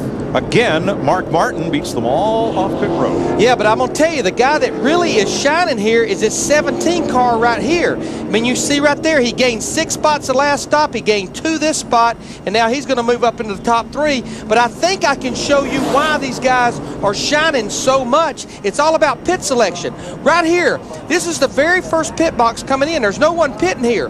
Brent Sherman in the 49's pitting there. He's already a lap down. Matt Kenseth has no one to contend with. He gets in, he makes his pit stop out. All he has to worry about then is 55 miles per hour. Now watch the entry to pit road here, and let's see which of the leaders got the commitment cone. Big Orange got pointy orange. And that's going to be a borderline call. It's going to be a judgment call. It's like a strike zone. We're waiting on NASCAR right now. And what that cone is, NASCAR puts that there, whether it's green or under yellow. When you hit pit road, you have to enter pit road between that cone and that grass on the inside. And that the word is between. So do you get? Are you out of bounds if you step on the line? Well, he was inside it, and he just barely ticked it. We'll wait for our good friends next door to make that call. Balls and strikes. 93 laps complete. Brian Vickers scored as the race leader, this time by ahead of Mark Martin and Tony Stewart. NASCAR Next Cup Racing on Fox is sponsored by DLP Picture Technology from Texas Instruments.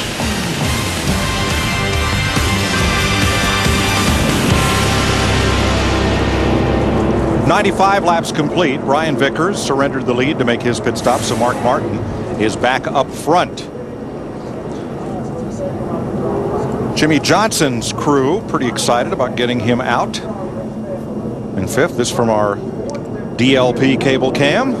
That's cool, isn't it? But the reason they're excited, you heard Dick Berggren talk about it. It was not a routine pit stop. It was not just fuel and 4 tires. They actually put one of those spring rubbers that stiffens the rate of the right rear spring, which is, it's a chore to pull it out, but especially to put it in. A lot of the teams there have got that thing on a tie wrapped in there where you can just flip it in place. So maybe that's what they were able to do, why they did it so quickly. Next week, our Wendy's race menu is served up at Atlanta. It'll be the Nicorette 300 Saturday, 3 p.m. Eastern on FX. And next Sunday, don't miss the Golden Corral 500, presented by DLP HD TV. 1 p.m. Eastern Time on Fox. The call from NASCAR officials, no penalty on Tony Stewart, who brushed the commitment cone entering pit road. Boy, Tony Stewart in the 20 car trying to get a jump on Mark Martin in the 6. That's a totally legal move to the right side as the green flag was displayed. And he's going to take the lead. Matt Kenseth in the 17. He wants that second spot. Martin settles in third as they hustle down the backstretch, heading for 180 miles an hour.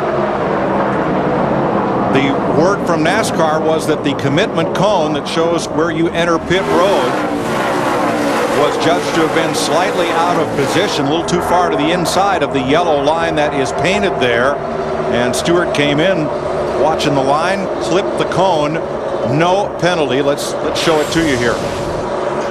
If you notice right there, there's that yellow line that we're talking about right there, and you'll see his right front. There's the cone. He's inside the yellow line, but the cone, as Mike mentioned, was too far inboard. They went repositioned it after Tony hit it. Now they've put it in the right location. So Stewart, who has led all 3 in XL Cup races this year, is out front once again with Matt Kenseth chasing him, Mark Martin, Kyle Busch, and Kevin Harvick. I'll tell you what, I was watching this crowd right here, and Dale Jr. is in a hornet's nest. Inside now, sir. They are all around him, all over him, and I think they're starting to even knock him around a little bit. This is a bunch of desperate drivers with not very good race cars right now. 29 cars are on the lead lap. This battle is from Dale Jarrett, 19th on back.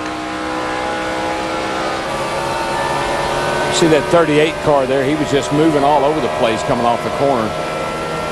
Ryan Newman's car crashed and out of the race. He's with Dick Berggren. Yeah, he had been sitting with his crew chief, Matt Borland, looking at the damage. How bad is it? It's pretty bad. The Alto Dodge is pretty tore up. I guess the best thing I can say is hi to my grandmother down in Florida. Well, at least you could do that. What caused the crash? Just right front tire blew out. Looks. I assume that's the same thing that happened on the 41, but just another Dodge. Okay, we'll see you next week. Thanks. Kyle Busch has passed Mark Martin for third.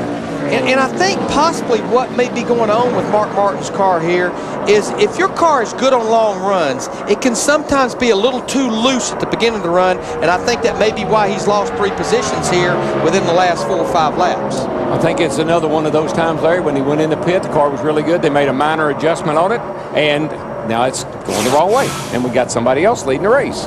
New leader, Matt Kenseth, is our 6th different leader of this race, but not for long. Stewart takes it right back. Might been a deal made right there. You know, Tony and Matt have been kind of chumming around together ever since Daytona. Maybe that was a little favor. That'd be a long way from what happened at Daytona, though. Roger that. Our Q Motor Oil front runners. Mark Martin has led 50 laps. Tony Stewart 46, and that number climbing. Greg Biffle has been out front for 2 laps. Terry Labonte, Brian Vickers, and Matt Kenseth have also led today's race. As we watched the lead change hands, back in the eye of the storm, they came across the line 4 wide and on the apron. Dale Jarrett. That's way downtown. It's perfectly legal on this racetrack. There is no out of bounds, and guys use that apron all the time here at Las Vegas. This is the group that's back there battling for about 16th through 20th. Now, Mark Martin in the 6th, this is what we talked about a while ago. It's like maybe his car is coming to him now. The air pressure's starting to build up. He drives right back by Kyle Busch in the 5. moves back to third position.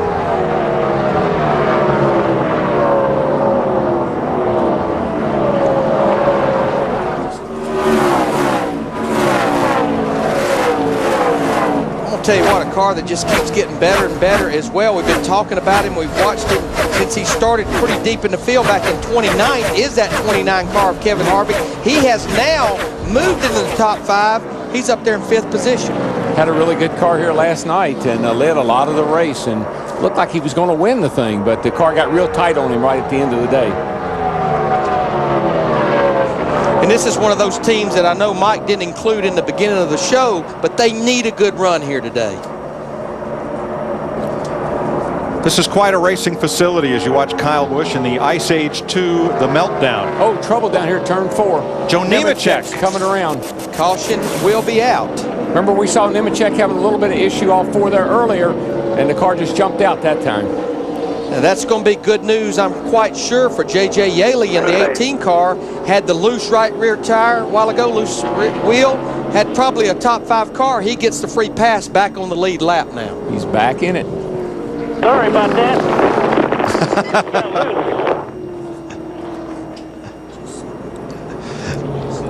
So Nemechek, we saw the front of his car. He did not damage that front valence on the U.S. Army Chevy with that spin, but it puts us under caution for the 3rd time this afternoon at lap 106.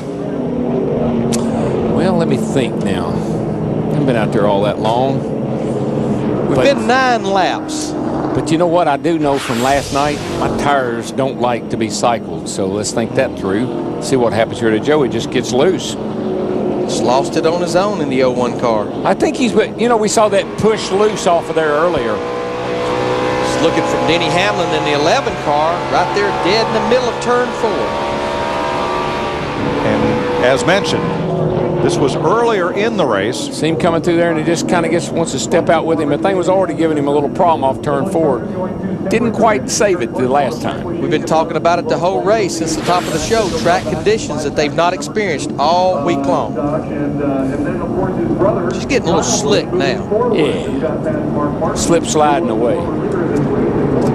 DW, I believe we're going to see most of these guys hit pit road. I'm not going to sit here and tell you we might not see them change maybe just right sides, but Jeannie, I got a feeling pit road may end up being a busy place. Yes, we are open for business very shortly, and as we get you ready for Matt Kenseth coming into his pit, the 17 car, great debate over what to do, 2 tires, 4 tires, and the guys were talking about as long as this has been running, long green runs, 4 tires is probably the call. Matt saying just make the decision before I get in.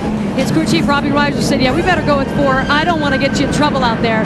No other changes because the car is great. Dick? Kevin Harvick started in the 29th spot. He came into this pit stop running in 5th position. This team desperately needs a top 5. Their last top 5 was May of last year. Matt. Now the 16 and the 20, Stewart and Biffle in. Right side tires only for Biffle. Chassis adjustment. The car is still too tight. Meanwhile, Stewart said the car was too free at the beginning of the run. To Steve Burns. Matt, Kyle Busch said you made my car better last time, make it just a little bit better now, so they're going to give him another track bar adjustment, 4 tires for Kyle Busch. We definitely saw some different strategy right there. Mark Martin, Greg Biffle, we talked about him, and Denny Hamlin. I know those 3 cars in particular changed just 2 right side tires with only 9 laps on their tires. There you see the race off pit road. You see Biffle gained 5 positions. Denny Hamlin gained 8. That's because those cars up there, including Mark Martin, changed just to 2 right side tires. And you see Jeremy Mayfield in the 19 in a backup car, 13 spots. Pretty good idea. That was 2 tires. May not have been any tires. It may have been fuel only. Could have been fuel only. Well, we're not halfway, so if you're going to gamble, it's a good time. And we are in Las Vegas. 107 laps complete in the UAW-DaimlerChrysler 400. NASCAR Nextel Cup Racing on Fox is sponsored by the all-new 2006 Ford Fusion. Put your life in drive. By FedEx, proud sponsor of Denny Hamlin and the number 11 race team. FedEx, every day is a race day. And by the new 99-cent Buffalo Snacker from KFC. Heat things up for under $1. OAD stands for overactive adrenaline disorder. That quality is what makes Jack Roush and his Ford drivers so successful. 9 wins in Nextel Cup in the Busch Series here at Las Vegas. His cars run in 3 of the first 5 positions as we get ready to restart. Nothing new about that. More things change, the more they stay the same in that camp. Need to make note that Dale Jarrett in the 88 car changed his 2 right side tires. We talked about it. Jeremy Mayfield, fuel only. No tires changed on that car. And that brings Mayfield up to 10. Folks, give that surround sound a crank. Put all those watts to good use. And let's crank it up for this restart.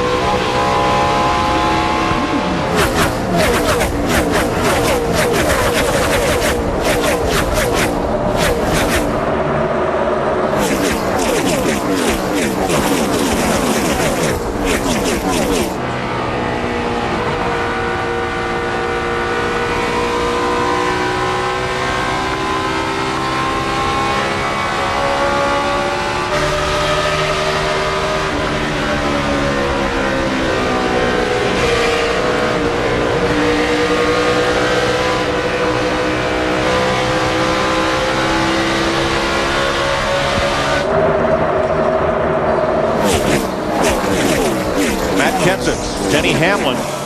Remember, Hamlin was one of the cars that took 2 tires on this last pit stop to gain track position with the FedEx Chevy. And Denny Hamlin, we're riding with him here, looking back at the Busch brothers, the 11 car. He took only 2 tires, and right here you're seeing a product of 2 tires versus 4 tires. Kyle Busch in the 5, Tony Stewart in the 24 tires, Kurt Busch in the 2. Only 2 right side tires changed.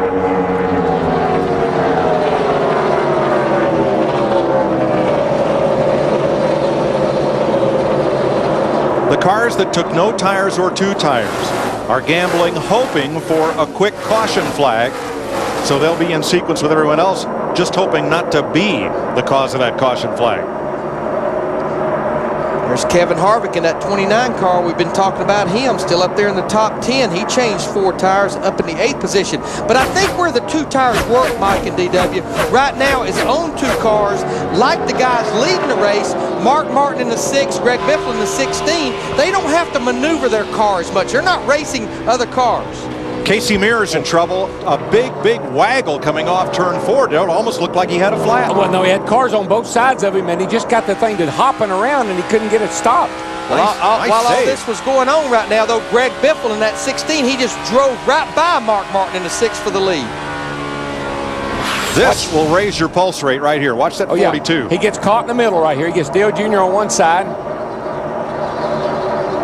And he just gets, that's the old hospital hop right there, boy. You got to watch that.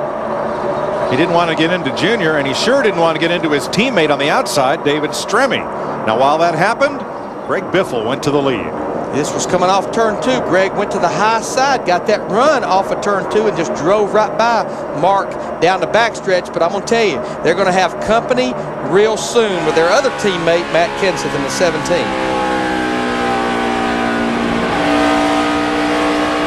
Looking ahead at Bobby Labonte in the Czechs 43 and Casey Mears in the 42.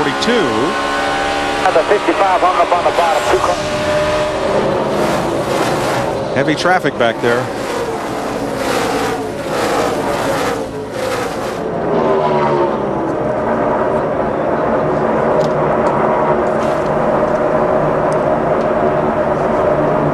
I believe they continue, Doug Richard and that crew, I think they continue to get that 16 car a little bit better. But you know, sometimes, Darrell, changing just right side tires can help a handling problem a little bit. Yeah, that's the only thing I worry about. It's a short-term gain sometime for a long-term loss. That's the only thing you got to be worried about. And I think Mark Martin in the 6 just paid the price to his teammate Matt Kenseth in the 17. Remember, Matt has those 4 fresh tires. Yeah, but that's classic Mark Martin. You run up behind Mark Martin, you get on his back bumper, particularly if you're a teammate, he'll let you go. He knows you called him for a reason. You're faster than he is. Exactly. The House of Roush run 1, 2, 3. Greg Biffle, the race leader, trying to overcome finishes of 31st at Daytona and 42nd in California. Matt?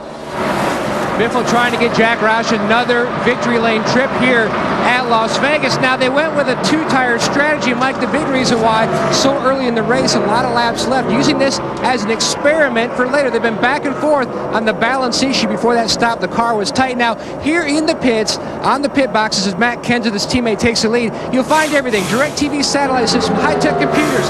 But I've seen it first today. Here in the 16 pit, because Doug Richard was on the Busch box last night, he wasn't taking any chances. Went out and got a electric blanket. 41 degrees last night. Temperature right now about 57 degrees, but he is prepared in case it does get cooler. He says he won't freeze 2 days in a row. Yeah, I did, Matt. I'd be sure that he didn't unwrap that thing and throw it over a set of tires down there either. He's a pretty cagey old dude. He could be thinking something other than keeping himself warm. Got to have your blanket.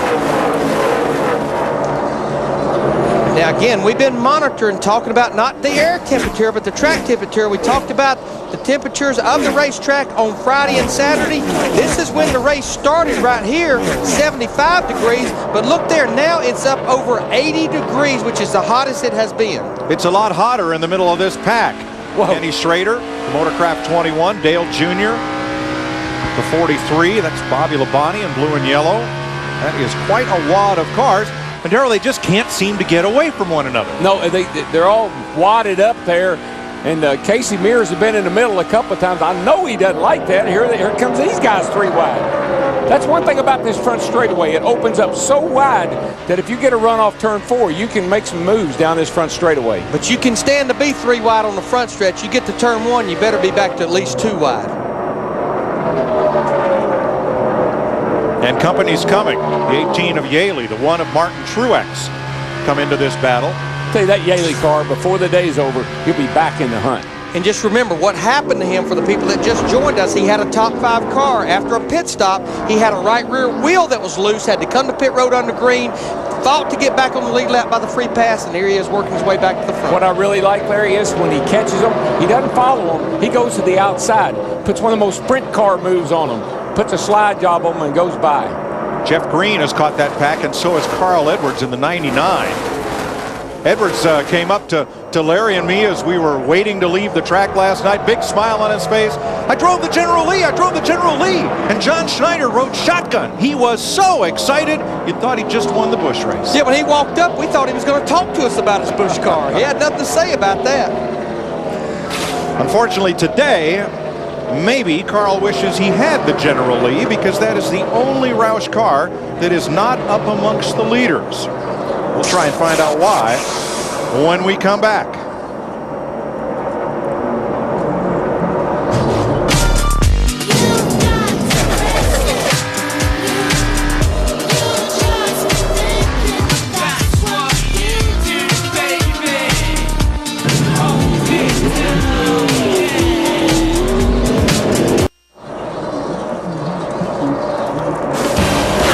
Matt Kenseth leading in Las Vegas.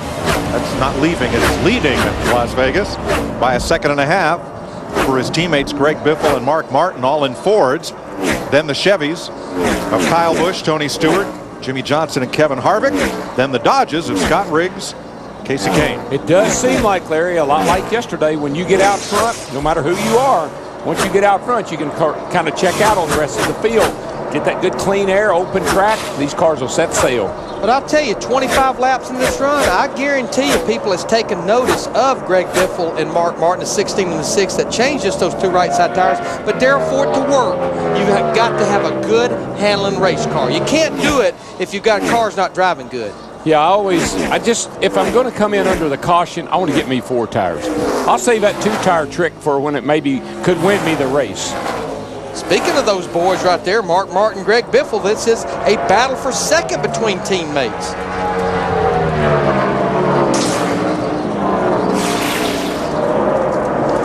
You know you got a great operation when your teammates don't battle until it really counts. You're faster than me?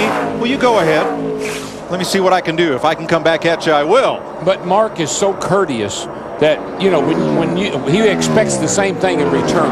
I'll give it to you, but you give it back to me. We mentioned the one Roush car that is not up amongst the leader is the 99 of Carl Edwards. Here battling Bobby Labonte. He is 23rd, 18 seconds back. Dick Berggren, what's up? And Mike, Carl Edwards came to this event thinking he was going to win it, and why not? There was a big test here in January. Everybody was at the test. Fastest car, Carl Edwards. He's got the same car that won Pocono and Atlanta, so he's got a great car.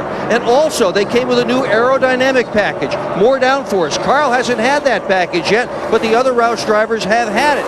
But he qualified 21st and has run poorly all day. The car started out with a big push. On the first pit stop, they adjusted, thought they were going to get the push out of it. They sure did.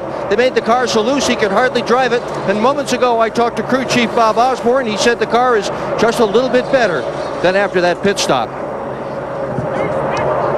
Greg Biffle backing up just a little bit, Dick, as Kyle Busch motors past. Third place. You know, the success that Carl had last year, I believe I'd have kept him in the same kind of car he had, because he was doing pretty well with what he had. Kyle Busch is the first Chevrolet in this race. He's in third place and moving forward, Steve.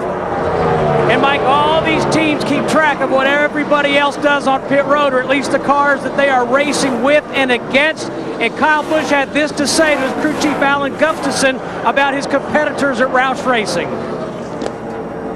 Those 16 and 6 are good. If they can hang like that on 2, it's pretty impressive. 10-4, keep working them. Is that the polite equivalent of shut up and drive? Yeah, pretty much. As they always told me, work your hands and not your mouth. He worked his way right by Greg Biffle, one of those cars he was talking about there in the 16. There you see Tony Stewart in the 20 car. Started this race on the outside of the front row, sitting there hanging in 5th, trying to reel in Greg Biffle in the 16. Stewart now 5th. He led a lot of laps early in the race, 52 of them. This facility includes a drag strip, a dirt track, and this, the bull ring at Las Vegas Motor Speedway. And there's a go-kart track and more, but that bull ring is where Kyle Busch cut his racing teeth before moving up to Busch Series, Nextel Cup, and here, the big track. Kyle Busch. I'm Kyle Busch from Las Vegas, Nevada, driver of the number 5 Kellogg Chevrolet. I knew I wanted to become a race car driver early in my life, so I just wanted to graduate high school as quickly as possible. I was able to do that a full year early, got here to the Nextel Cup, and here we are today. Last year, I was Rookie of the Year. This year's goal, we better make the chase. I'm a fun guy. I enjoy to mess around, especially with my guys. We joke around a little bit on the radio, but we prank a lot too. Being as much of a kid as I am, I still love to play with RC cars. Being able to work in Hobbytown as a young kid, still messing around with them today, they're always fun, man. Enjoy the speed. One of the best things about having Kellogg's as a sponsor, all the cereal you can eat. My favorite Kellogg's cereal has always got to be Frosted Flakes. Bring it on. They're great. They're great. They're great. They're great. Well, he's moving toward the front at more than glacier-like speed. With an Ice Age 2 car. He's in third place, 3.3 seconds off the lead. And you know, Mike, we had his brother Kurt Busch on our trackside show the other night, and Daryl, Jeff, Steve, myself, we asked Kurt, you know, where is a big brother? Now remember, Kyle Busch is only 20 years old, but where is a big brother? Do you maybe wrap your arm around him and say, you know what? Find a little better balance. You had the situation in the Busch race at Mexico. You know what Kurt said, ironically? I did this week. I did it earlier in the week to my brother, and Kyle looked at me and went, you know what? You're right. I do need to find my balance. Yeah, last week in Mexico City, you saw on Fox as Kyle, with more than 25 laps to go, knocked the leader, Michel Jourdain, into the fence and out of the race while battling for the lead. NASCAR Nextel Cup Racing on Fox is sponsored by Singular, raising the bar. Matt Kenseth leading Mark Martin by 2 seconds. Let's ride along there with Jeff Burton for our next Singular Virtual Crew Chief question. Would more banking in the corners improve the racing, the quality of the racing at Las Vegas? Text crew to 191 on your Singular wireless phone or log on to foxsports.com/Singular. Here's what's going to happen here at Las Vegas after this race is over. The bulldozers will come in and they will take the 12-degree banking in the corner tear up the pavement, widen the apron, and end up with a surface that is banked 20 degrees. And it will be somewhat of a progressive banking to that 20-degree mark. Now that is a repaving system that had great success at Homestead Miami Speedway. Will it work here? You vote. Tony Stewart in that 20 car, he's starting to make his mark here again. He drove by Greg Biffle in the 16 car a few laps ago. Now he's pulled up close to the 5 car of Kyle Busch, trying to battle him for third. Tars. One guy's got some good tars and the other one's getting worse. And speaking of that, we're probably within about a 15-lap window of when these guys will be hitting pit road for green flag stop. Remember, when we got within about 8 to 10 laps of 2 green flag stops earlier, we had right front tire problems. One with Reed Sorensen in the 41, the other with Ryan Newman in the 12. Matt Kenseth 2.3 seconds up on Mark Martin. Then Kyle Busch is 3 seconds back. Tony Stewart 3.5 back. There's still 29 cars on the lead lap in Las Vegas with 119 to go.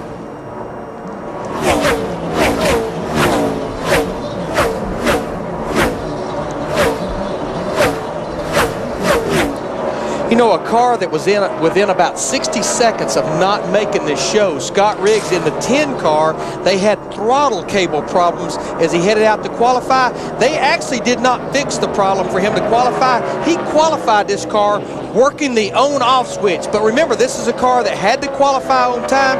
He qualified 22nd, and Matt Yoakum, they rolled the dice, changed 2 tires, and he's sitting up there in the 9th position. Larry Mack really making his way up there. Now, earlier in the race, they made a huge track bar adjustment because the car was just so tight. Severe push. They went up 3 rounds in the track bar. Now, as you mentioned in the last stop, the Stanley Tool team made a 2-tire change, got him the track position. But his setup is so close to Casey Kane in the 9. Very similar. They're expecting good days ahead, but they're trying to dig themselves out of that hole for missing Daytona. So, Darrell, the throttle's stuck open, and you're going to qualify around here, run 180 miles an hour into the corner, and all you've got to break that full throttle is a kill switch? Well, a lot of these young drivers drive that way, on and off. So, like, must have fit his style. Riding with Jeff Burton, that is Jeff Gordon. They're racing for 10th place. They're about 11 seconds off the lead. Gordon's car, the 24, he was really good in the beginning of the race. Then he kind of got back in the pack a little bit. And here late in this run, he's working his way back in the top 10 as he takes the 10th position away from Burton in the 31. But Darrell, I think the Las Vegas race has always had this look about it. About the middle portion of the race, everyone kind of settles down. You know you've still got, you know, a couple of 100 miles to go. You've got a couple of pit stops, and you know you're going to get those long green runs. Yeah, and of course, this is when you want to be prepared for that long green run. That's why I was a little concerned about the 2-tire change. In Jeremy Mayfield's case, no tires. You know you're going to make a long run here. I don't know if that was the best strategy or not. Yeah, Mayfield has paid the price because he went from running 10th to just getting lapped in that 19 car. But you've got to believe this deep in a run, Mark Martin the 6, Greg Biffle in the 16, Scott Riggs in the 10, their 2 tires has worked out okay for them. Now, tires have been an issue today. 2 drivers, Reed Sorensen and Ryan Newman, have crashed out of this race due to cut tires and slammed into the wall. For Newman, it's his first DNF since last August at Bristol. Jeff Hammonds at our Ford Fusion cutaway car with more on the tire story. Mike, what everybody was thinking were cut tires. We checked on pit road, and our sources have told us it wasn't a cut tire. Believe it or not, it was actually a bead failure. This is the bead of the tire that actually fits on the wheel and sees the air tire inflated. And what has gone on, Darrell Waltrip and a couple of the drivers were talking about early on, they're using a lot more brake around this racetrack than ever before, and they don't have enough adequate cooling. So what's going on, if you look right inside here, you can see inside the wheel in this area, this is the wheel, here is the brake rotor. You see the distance there, not a lot of distance. And when they heat these rotors up to over 1,000 degrees, all of a sudden, all that heat transfers into the rim. Around this bead area, all of a sudden, the bead itself melted. Tire failure, my friend, and that's what happened to not only the 12 but also the 41. Now Reed Sorensen, thanks Jeff. Reed has made repairs. He has returned to the race with the Target Dodge. Let's show you what happened to Sorensen and Newman. This is turn 2. Reed Sorensen cuts the right front and into the wall. And later at lap 90, Ryan Newman, same song, next verse. It's a helpless feeling, man, when you go down in the corner, got that thing cranked to the left. And caution has come out here at Las Vegas for debris in turn 2, just about 8 laps shy of pit stops. The good thing, it's not for a right front tire. Yes. So Matt Kenseth leads them to the caution. Kenseth has now led 38 laps of this race. Mark Martin has led 57, Tony Stewart 52.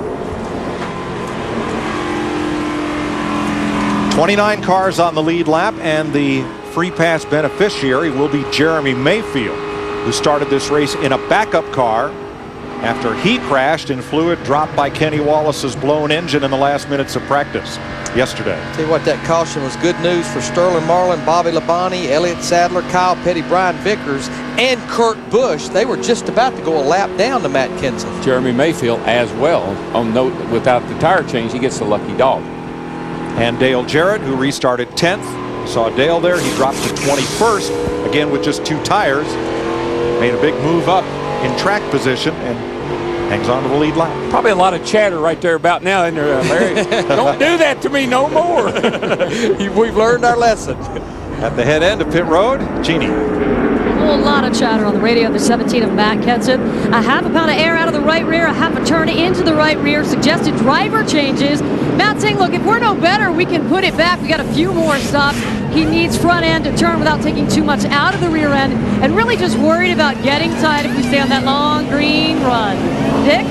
Jimmy Johnson's lap times have not been as good as the leader. He has struggled with a car that has been pushing all day long. They're going to make 2 chassis adjustments in the car at the same time today to try to loosen it up. Matty. Now Greg Biffle, the 16, 2 tires on the previous stop, air pressure adjustment on this stop to try to free up the race car. Small air pressure changes on the 20 of Stewart as he's away to Steve.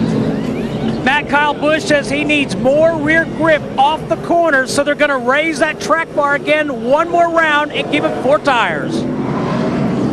A tense moment for Greg Biffle coming down pit road.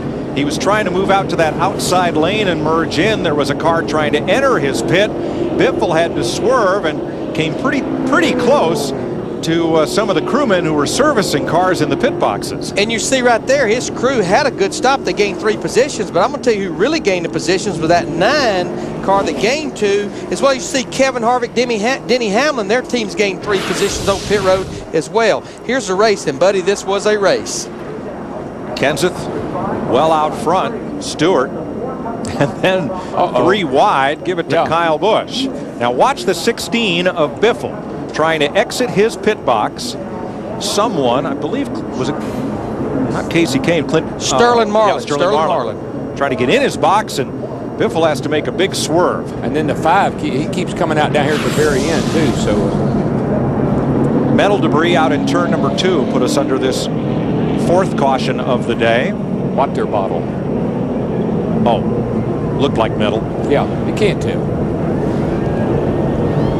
Elliott Sadler assumes the lead. But Darrell, you talked about it, that 5 car, as we got a penalty on the 99 car, he had a tire roll out of his pit box, so that'll be the tail end of the longest line. But Kyle Busch talked about Matt Kenseth's pit selection. The 5 cars in that very end pit, that really pays off under caution. He just has to lunge forward, and he wins the battle off pit road. And there you see his pit box. It's the very end pit. That pit can maybe not be optimum under green, but under caution, she's the daddy rabbit.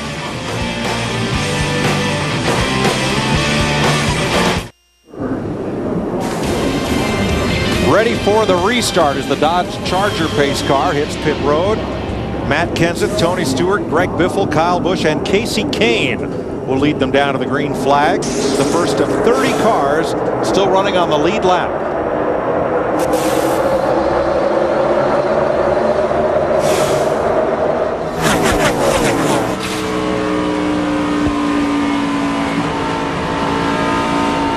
much everyone on that stop right there. There were no 2 tire changes there. Everyone changing 4 tires.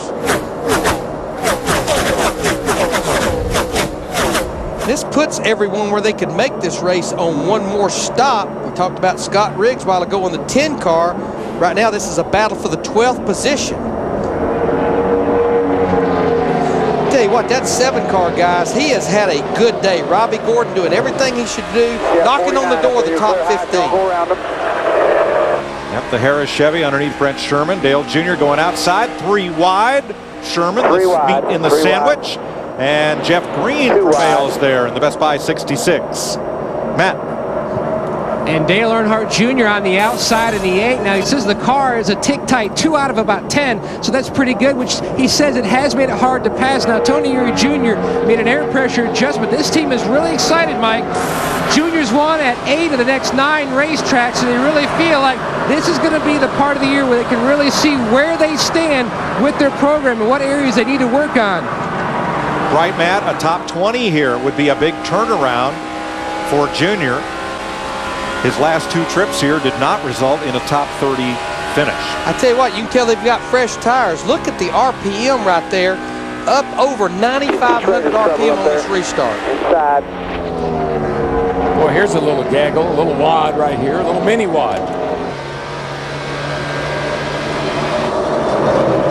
Doesn't take long to sort itself out, though. You just can't. Oh! Casey Mears into Kenny Schrader. No, I think Schrader's got a tire rub, Mike. No, he caught him in the front, Darrell. Yeah, his right rear into Schrader's left front. Just a little bit. But I agree, the right rear of Schrader's car looks like it's got a rub. That 42 is just a little bit hoppy. Yeah. She gets down in there beside somebody and wants to jump. Second place, the Home Depot Chevy of Tony Stewart. Moves back up into second. No, here comes Kyle Busch yet again and dives it in deep in turn 1. We're riding with Casey Kane right here in the 9 car, watching Tony Stewart trying to go to the low side, but Kyle Busch will definitely take the position away. Let's go back and show you what happened between 42 Mears and on the left, 21 Kenny Schrader. 42 forces itself down into between the 8 and the 21. Well, it kind of doesn't. It's actually the 1. Oh, they didn't touch. Okay. No, it was close. Smoke boiling out of the right side of Kenny's car from somewhere.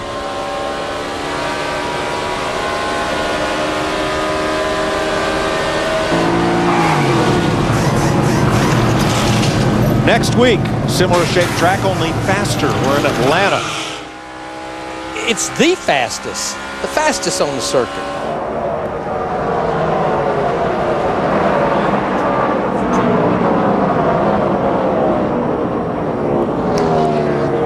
Tell you what, they have definitely made improvements though on that Budweiser car, that 8 car. Getting into the race, he was about to go a lap down. Now he's working his way toward the top 15.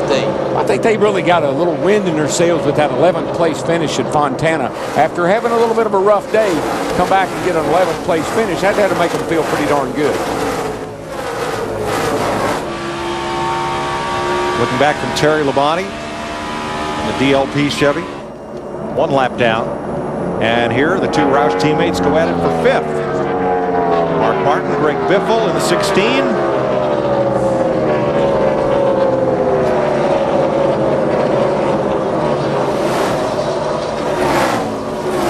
You know, one of the things we've been talking about is brakes. And one of the indications, Larry knows this, Jeff knows this, when a car makes a pit stop, how much brake dust is on the front wheel. That'll tell you how much brake the driver's using. I noticed on the 19 car, and I think Dick Berggren has got the wheel, the right front wheel was black, and I think it was from brake dust. How about it, Dick? Yeah, it's brake dust all right, Darrell. Look at that. It's just absolutely caked on. And come on over the top of it. Here's the left front, Darrell, and it's got every bit as much as brake dust. And the thing that amazes me is not just that we've got all this amount of brake being used, brake dust reflective of that, but that you saw that all the way from the booth, which has to be 3/8 of a mile away. I think you got to be one of the most observant people in this sport, and I think that contributed to all those wins and championships, Mr. Waldrop. And they don't call him old Eagle Eye for nothing. No, but I also got to tell you that I've had some good crew chiefs working for me that reminded me, get your foot off the brake. You're about to blind the right front tire changer. 98 laps to go in the UAW-Daimler-Chrysler 400. At Las Vegas, point leader Jimmy Johnson closing right up on Greg Biffle. This would be for 6th place.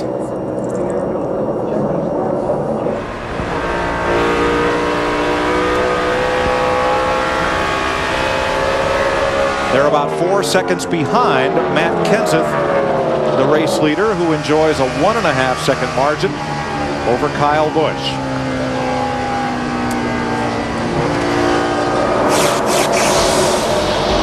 Matt Kenseth, winner here in 2003 and 2004.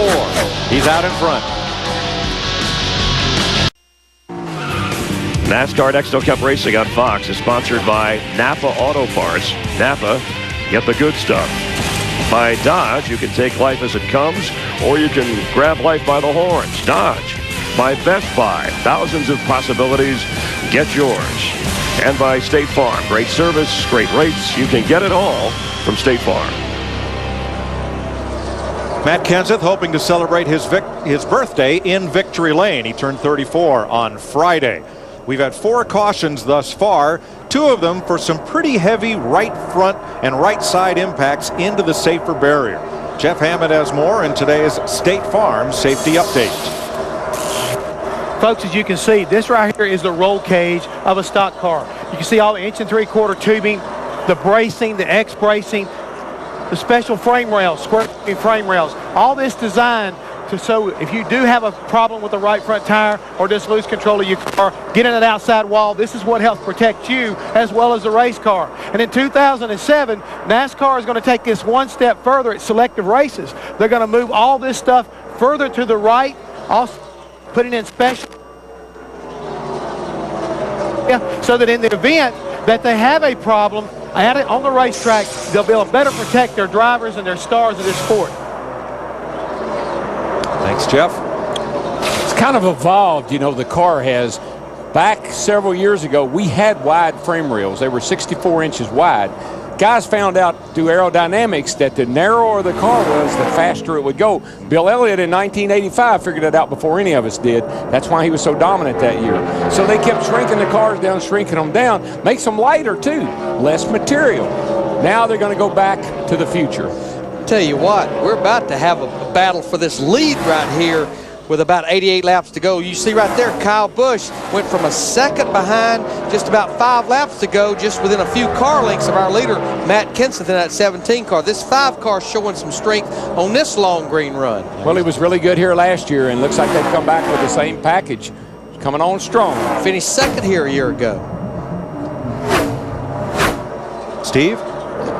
And Mike, if you remember the last 3 pit stops, Kyle Busch has been asking for more rear grip. So they've made track bar adjustments. They've gone up 1 round on each successive pit stop, and it has just made that car better. In fact, Alan Gustafson just said, "You're the best thing out there. Go get him." And you know, these guys could only have one more opportunity to possibly adjust on these race cars if we stay in this long green run. I'm going to tell you someone else that we need to mention. Had a decent qualifying run back on Friday. He started in the top 20. And the reason I want to mention him is for the last couple of years, we, the fans, they beat up Richard Childress Racing. Richard Childress continues to move things around, and now I think he's about to get that program turned around. You've got Clint Boyer up here in the 07 car. He's making only his 4th Nextel Cup start, and he's sitting here knocking on the door of another top 10 finish, and we can't forget, he's sitting 8th in the Nextel Cup points right now, so a pretty good start to his season. Yeah, plus you got Burton in the 31 car, 9th, Larry, and you got Harvick up there in ace, so you're exactly right. Hard work is starting to really pay off for that crowd. There you see the teammates right there, Kevin Harvick and Jeff Burton. And I think what happened, it wasn't one big thing. I think they've worked on engines, they've worked on aero, they've worked on chassis. And when you look at how close the competition is, just a little something in 3 categories can be the difference between winning and running 30th. And give Boyer credit as a rookie. He's had an impressive early season, as has Denny Hamlin, who's the leading rookie in this race in 11th. Now a little more smoke from Kenny Schrader's Motorcraft Ford. And that's coming from over on the right side, and it's almost like it's down in the corner, DW. Maybe when you're off the throttle, could be possibly a little something going on with the engine in that car. Right. You got the pipes running out the right side. When you get the back pressure in the engine, it sucks oil up in the cylinders, and that's what that looks like. When you go back off of the throttle, get all that pressure in the engine, it'll blow it out up inside the pistons, up inside the cylinder walls, and burn some of it. Michael Waltrip there having a tough day, 3 laps down in 36th. Now Casey Mears, Elliott Sadler, they're fighting for 24th. And the other Bill Davis car, besides Michael Waltrip, is Dave Blaney in the Caterpillar 22, and he is 1 lap off the pace in 32nd. Bill Davis' car is having a rough day here.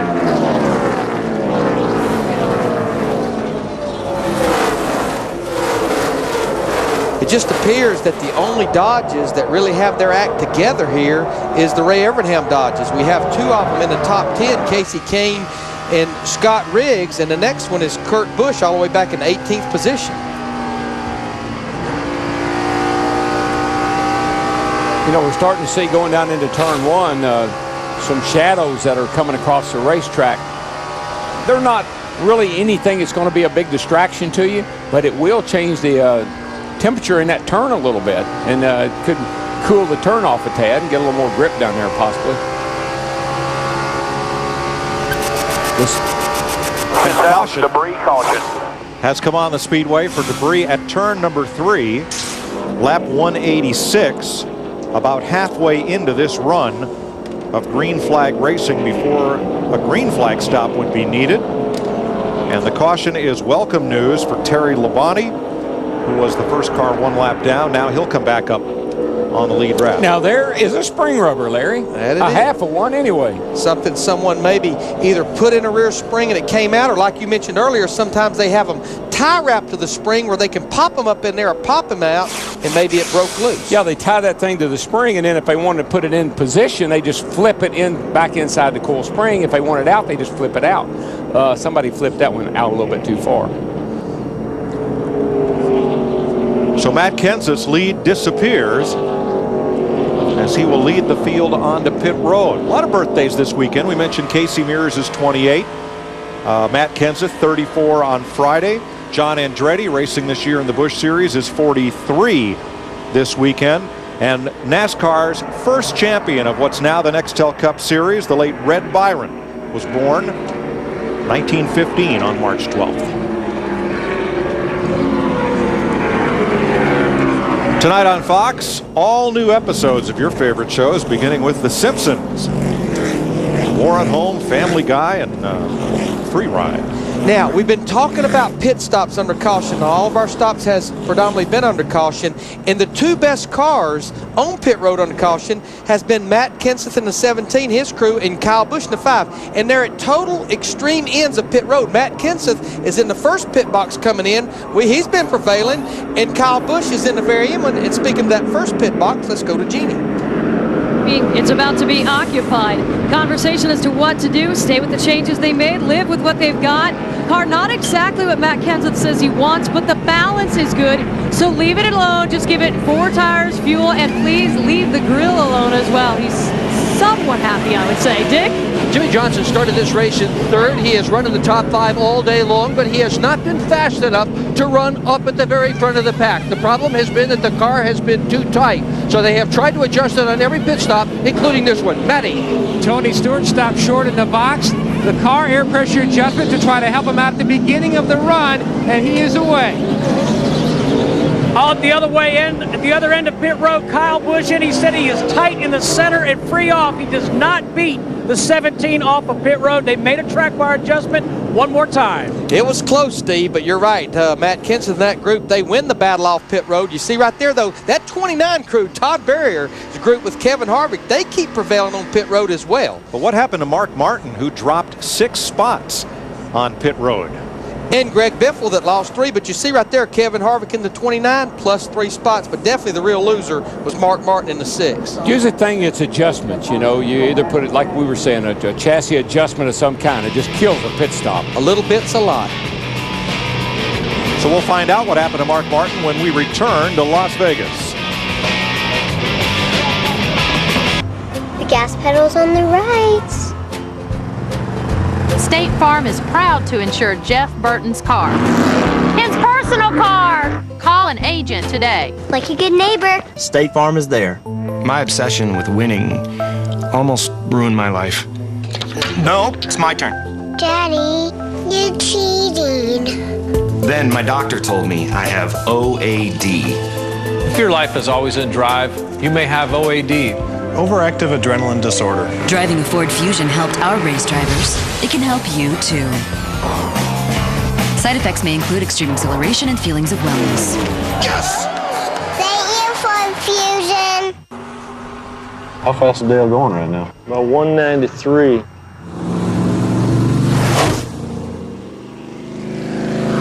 How much does that truck weigh?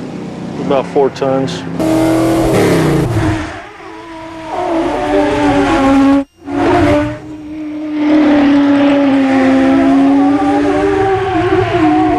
Try bigger brakes? Yeah. Let's go with bigger brakes. Some things you just can't copy, like Wendy's original spicy chicken sandwich. A big, juicy whole breast filet, covered with our own fiery blend of peppers and spices. For more meat and more heat. Don't clown around with copies.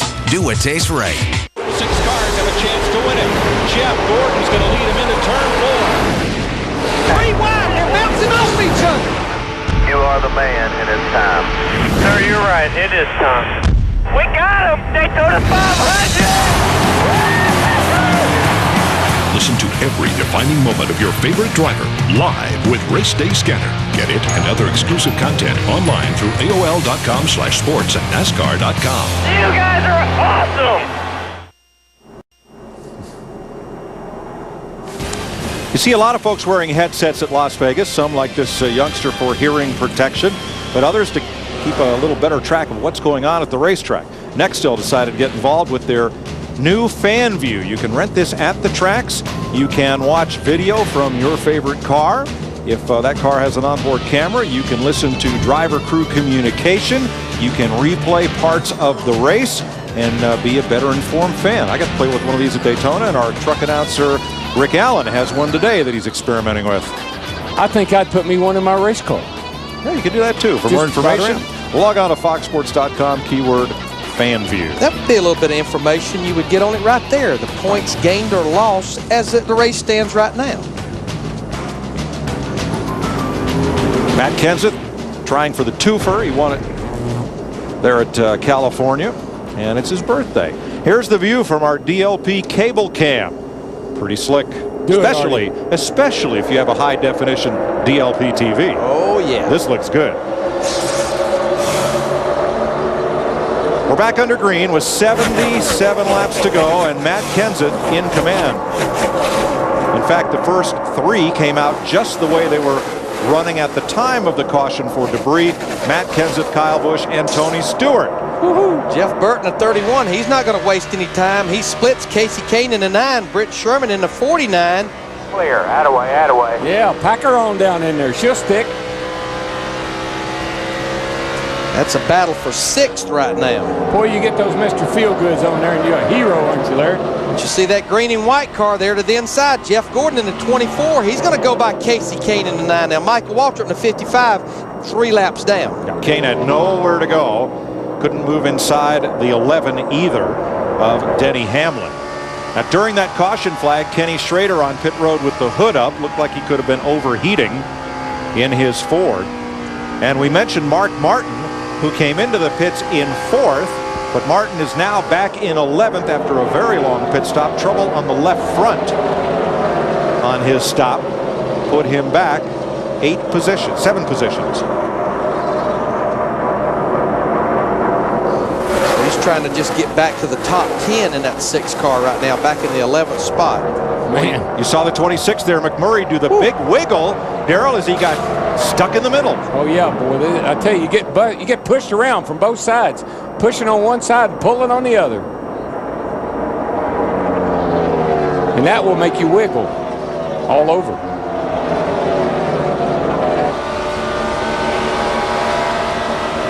Riding with Michael Waltrip, his Napa Dodge, trying to rebound. He's 4 laps back in 35th position.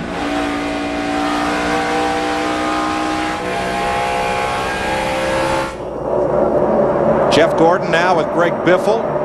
Jumps inside of Scott Wimmer in the 4. Casey Kane on the high side. And Kane in that number 9 worked the high side to great advantage yesterday in the Samstown 300 all the way to victory lane. Darrell, that 24 car right now, Jeff Gordon, we're looking at him right there in the green and white car. He looks really good through the middle of the corner. The car's turning. He's able to pick the throttle up and stay in it off the corner. Looks like he got it tuned up a little better than he had it earlier. Matt? And Mike, to answer DW's question, one reason why they haven't tuned up even more, there was a hole in the nose earlier. And I remember back midway through the race when he was fighting such a bad, tight condition. Well, they found the hole, put a piece of tape over, it covered it up, and now the car is back to where it feels like it should be. It's a little bit loose on entry and tight in the middle, but not bad at all. Meanwhile, the 31 of Burton trying to chase down his teammate Kevin Harvick. He has the opposite problem of both Greg Biffle and Tony Stewart. The 31's issue is the car is too good at the beginning of the run, and that means it goes tight with too much time left in the run. They're working on adjusting that. They have made some big headway. And we talked about that earlier, DW. There's no free lunch. You almost, I think, to be good, 20, 30, 40 laps in the run. Not loose, but a little free the first 10 or 12 laps. And what happens to you, Larry, is that what you saw with Joe Nemechek, for instance. You're tight, so you take wedge out, or you keep trying to free the car up. It still won't turn, and now it's loose too. So you got to kind of be careful or you'll jump the fence. Matt Kenseth just ran his fastest lap of this race on this run. Lap 193 was his fastest lap of the day. We're completing 198 right now. In other words, business picking up here. Casey Kane on the high side. Yes, sir. Just like yesterday, and Kane is motoring forward. He just moved into 8th in that Dodge Dealers UAW number 9. Well, you know, when Matt won this race in 04, Larry, he dominated this bad boy. He led 123 laps in that race. You know, we were just talking about Jeff Gordon in the 24, how good he's been in the middle of the corner. Right there, just back in turn 1 and 2. Oh, man, they're rubbing on each other. I'd say something is a myth. Did Biffle just slide up? I think it may have started back here when we wonder what happened to Jeff Gordon. Back in 1 and 2. Let's see if we can back this baby up and get another view. Now they're kind of taking shots at each other here. You hit me once, I'll hit you twice. No, Biffle did not appear to slide up. You see the wheel mark right there off of Greg Biffle on the left side of the 24 car.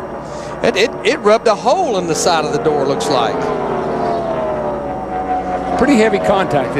It's hard to see that on TV, but when they bounce off each other like that, that's pretty heavy contact.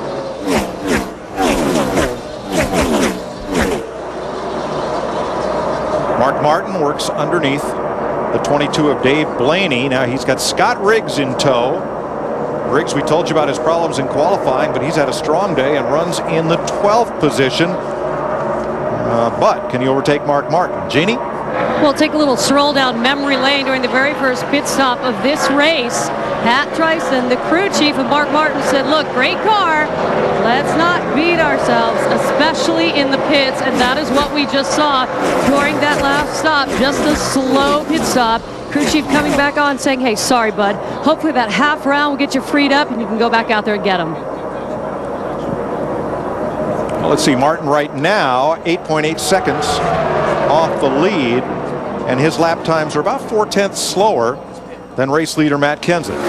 You know, Scott and those guys in the 10, they've got to dig themselves out of that hole from Daytona. Good runs like today. You can't get it all back at once. Got to kind of nibble away at it, but a good run like they're having today is certainly a good start. Speaking of good runs and nibbling away, Robbie Gordon in that Harris number 7 Chevrolet. We talked about him a while ago. Car looks really good right now. He has worked his way up into the 13th position, and I tell you, this is just another good solid run for this group. And remember what the hole they were in a year ago after missing the Daytona 500. What a difference a year has made. I think the big difference is the race team he's put together and DEI engines under the hood. It just takes, Larry, you can't start one of these teams from scratch and expect to be right up there at the front in the first year. You got to get bullets. You got to build cars. You got to get engine programs put together. Got to get people. Hammond, you know what I'm talking about. We've done it. I sure do, UW. And again, talking to Greg Irwin, that's exactly what he's been talking about. They are assembling this team one at a time. As we watch right now, Tony Stewart right now putting some pressure on Kyle Busch in the 5 car. But for Robbie Gordon, that race team, they really needed to just kind of get solid runs in. And Greg told me this morning, he said, we've got good race cars. And he said, Jeff, he said, Robbie is on his game right now. I've never seen him this focused in all the time I've known him. They really feel like they've got race cars, and all they're trying to do is put together solid top 15 runs. And again, today, that's exactly what they're doing. Well, you know what I see too, guys? I see a guy that's not frustrated. I looked at him on our show the other night. He's confident. He feels comfortable. They got it going, and that really has made a difference in the way he's driving and the way he's running. In Robbie Gordon's pit, he's got an ace in the hole. Yeah, he's got the bad boy of poker right there, old Phil Hellmuth Jr., and I think he's been up there helping Greg Irwin as crew chief, hadn't he, Steve? Oh, yeah, Larry Mack, and he's a 9-time World Series of Poker Tournament champion. He's the honorary pit crew with Greg Irwin, and as he said the other night on our trackside show, he's going to tell him when to hold him and when to fold him. Well, they'll have probably at least one more pit stop to figure out when to hold him and when to fold him. One thing, I don't know if I'd want to play cards with him or not. Our singular virtual crew chief question about the banking at Las Vegas. 88% of you want to come here next year when this track is banked 20 degrees. And so do we. Matt Kenseth, 15th at Daytona, winner at California. He is out front here by 1.1 seconds. NASCAR Next Cup Racing on Fox, sponsored by Visa. Go on, live life, and remember that no matter what it takes, life takes Visa. 56 laps to go. Matt Kenseth out front by 1.7 seconds over Kyle Busch, Tony Stewart, and Jimmy Johnson. Chris Myers has dropped a valve. He's running on 7 cylinders. A little bit under the weather. Get your voice back. Jeff Hammond and I will take you through this Visa race break and a look at some of the early action today. Let's start at lap 41, or lap 40. Car 41, the target Dodge of Reed Sorensen. Cuts down a right front tire in turn 2. Gets up and into the wall. He has since returned to the race 65 laps down. That was the first caution of the day, Mark Martins. AAA crew got him back on the road in a hurry as he beat everybody off pit road. Lap number 90, Ryan Newman. Right front problems, Jeff, and he's hard in the wall. Hard in the wall for sure right there. Ended his day right there with that right front tire problem. But I tell you right now, the guys you've been watching, they're coming on pit road. Tony Stewart racing with Mark Martin down on pit road. He gets in the commitment cone, but NASCAR made the decision. He did not break the penalty, and on the next restart, he actually takes the lead away from Mark Martin. Stewart has led 53 laps, while Jeff, the Roush cars today seem to mostly have been battling each other. They have been racing hard all day long. You see Greg Biffle on the outside of the veteran Mark Martin taking the lead from him. But then later on, here comes Matt Kenseth in the 17 around Biffle to take the lead away from him. It's been basically a dogfight between these guys all day long. And you watch Jimmy Johnson racing Tony Stewart right there. A lot of passing high and low all day long. Both crews are working extremely well today here at Las Vegas Motor Speedway.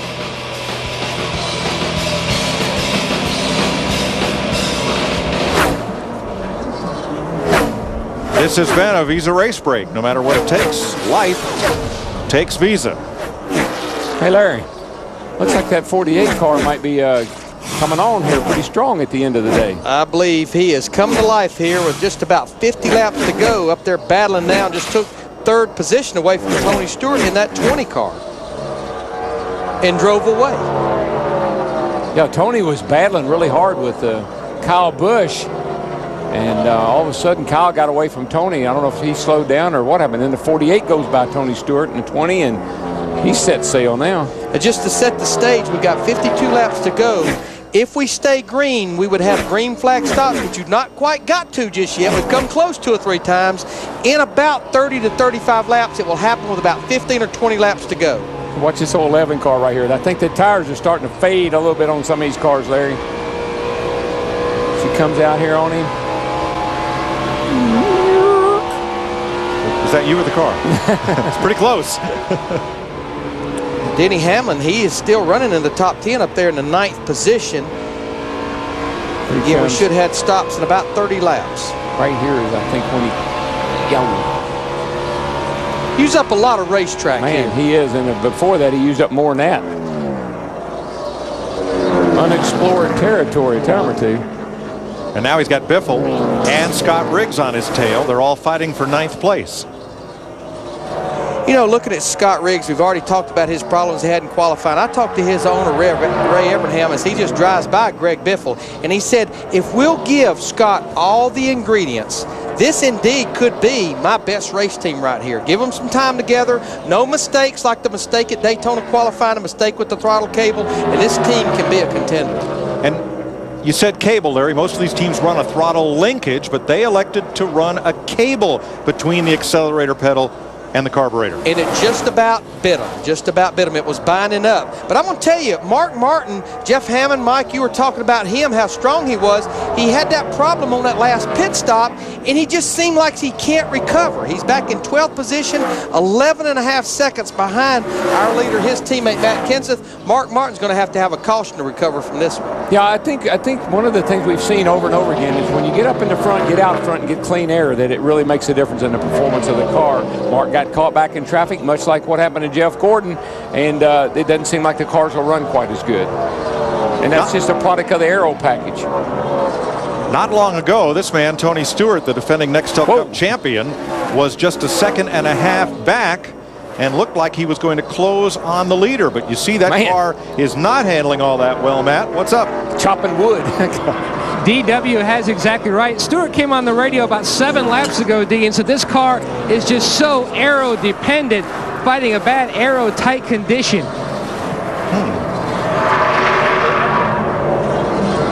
Now ahead of Stewart, Jimmy Johnson is 3 seconds off the lead. It's Matt Kenseth, Kyle Busch, and then Jimmy Johnson. Dick Berggren is in Johnson's pit. And Darian Grubb is his acting crew chief. Darian, you guys have adjusted the car all day. Is it now adjusted well enough to win this race? I think so. I mean, the Lowe's Monte Carlo has been awesome all day. Jimmy's really worked with it. He's got good feedback. We've tried a whole lot of stuff today. The 17 is really strong, and so is their teammate in the 5 car. We know what the 5 car is doing. We know what we're doing. We're going to try to get up front. All right, good luck to you. Thank you. Crew Chief Chad Knaus in the midst of a 4-race suspension. He'll be back at Bristol. Darian Grubb up on the pit box. He has guided Johnson to victory at Daytona and the point lead. Second place at Fontana 2 weeks ago, working on another top 5. Very confident young man. I like the way he looks at everything. And not that many years ago, he was a mechanic at a Volvo truck dealership. Sent his resume in, and Petty Enterprises picked up on it, hired him. 3 years ago, he went to work at Hendrick Motorsports.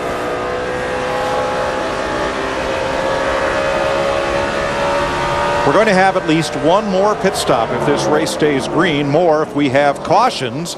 There's your leader, Matt Kenseth, still lapping this track at 34:20, Jeff.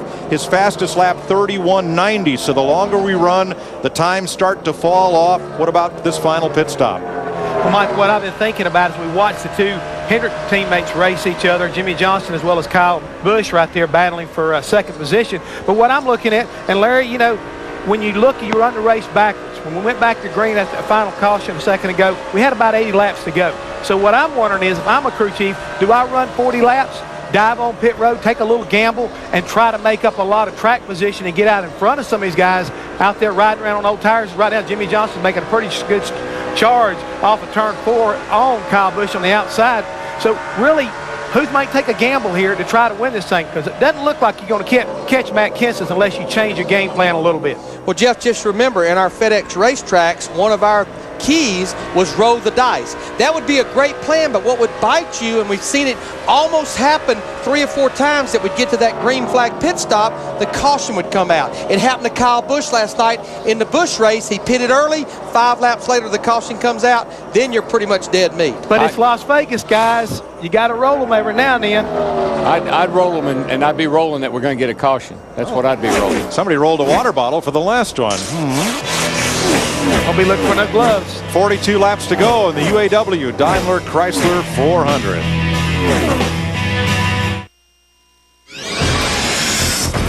Let's have a look at today's Allstate Good Hands driver. Good hands for Greg Biffle. Comes out of his pits, comes up to speed, trying to blend into traffic. And there's a driver slowing down for his pit. A quick left, a quick right. And out of harm's way. Allstate, official insurance partner of NASCAR.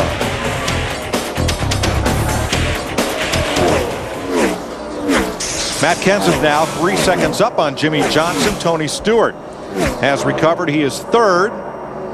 Moving back up, Kevin Harvick and Jeff Burton, the two Richard Childress Chevys, have climbed to 4th and 5th. Casey Kane's Dodge is 6th. And what has happened to Kyle Busch? He has backslid all the way to 7th.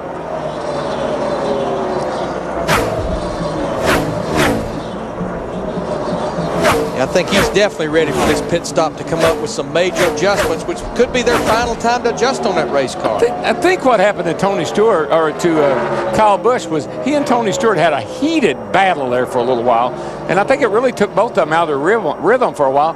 Tony got it back, but I don't think Kyle ever did. And now Busch getting passed by his teammate Jeff Gordon in the DuPont Nicorette Chevy. Let's show you that little dust up. Oh, yeah. And as caution comes on the speedway, you'll see Tony out the driver's window. He had to get back hold of the steering wheel for a second. Then when he got on the straightaway, he was able to finish it off. Not happy with Kyle Busch. First of all, though, the caution is out. And again, it is for debris at lap 234. This will be the 6th caution flag of the day. Steve. Well, Mike, earlier in this race, Larry Mack talked about the big brother chat that Kurt Busch had with younger brother Kyle, and maybe it's working because he's talking about his race car. He said, I'm still tight to center and loose off, but I will tell you that Tony Stewart pressuring me was making me overdrive the race car. Got a piece of debris in turn 2, Steve, that has put us under this caution. The 6th time, it's the 3rd one for debris. Well, we're not going to have that green flag stop. We've got 34 laps to go. And this pit stop coming up, this could be the difference between winning and losing this race. We saw Mark Martin's group have the problem last time with the left front. This could be the most important stop of the day. They're all hitting pit road, 4 tires, fuel, and adjustments. It's going to be a critical stop. Jeannie?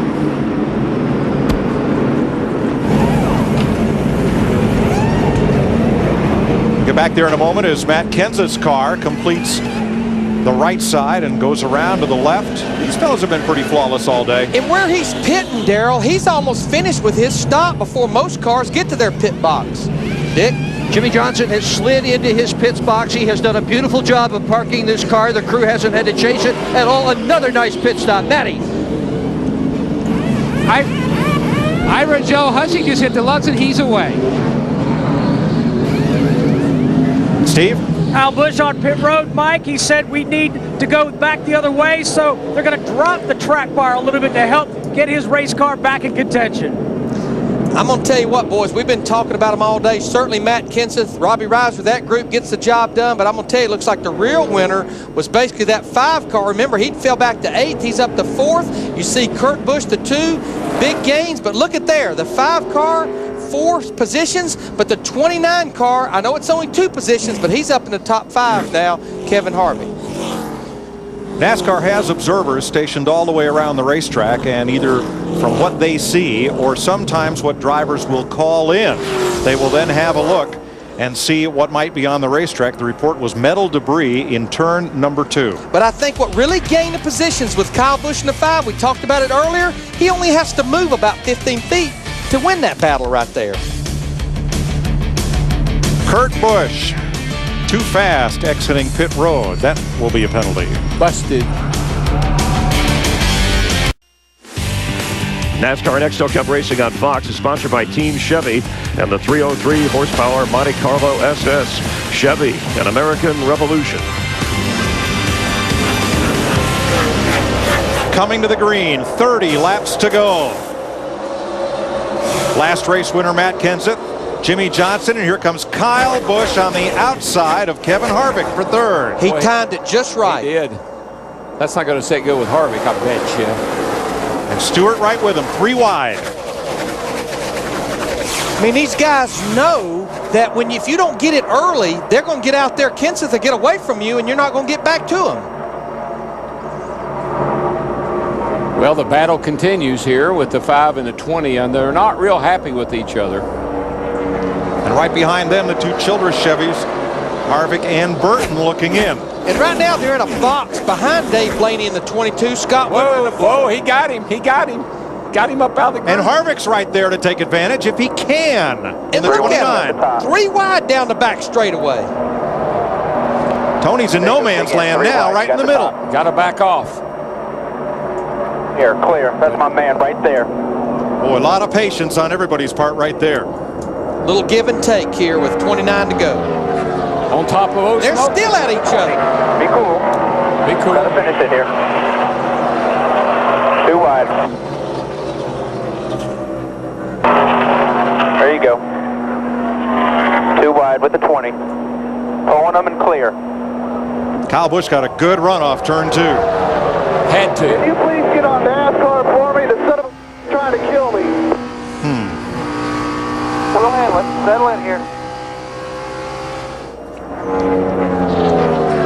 And that's the best advice they can give Kyle Busch right now. Put it behind you, settle down. You got a good race car. Now, what's happened to Harvick? He was right there battling with these two, and now he's dropped back behind Casey Kane, Jeff Gordon, and the 31 of Burton. He's getting away from those guys. He'd seen enough. Matt. Mike, remember a couple of weeks ago, Tony Stewart and Kyle Busch sat down and had a long conversation, and Kyle Busch felt like he really learned a lot from a veteran. When all this incident started taking place on the track, Stewart said, well, I guess he forgot a lot about our conversation, a lot of it which was, don't overdrive your race car. He felt like, he said, the shrub was holding him up and making me mad. And when Greg Zipadelli's crew chief said, don't let it bother you, he goes, no, that's an advantage for me sometimes. Let's show you the restart. There had been a bit of bump and tussle between these two previous. Good jump by Busch. Got a good start there. Jumped out to the outside, which is easy to do on a track like this, big wide front straightaway. Here comes Stewart to the outside.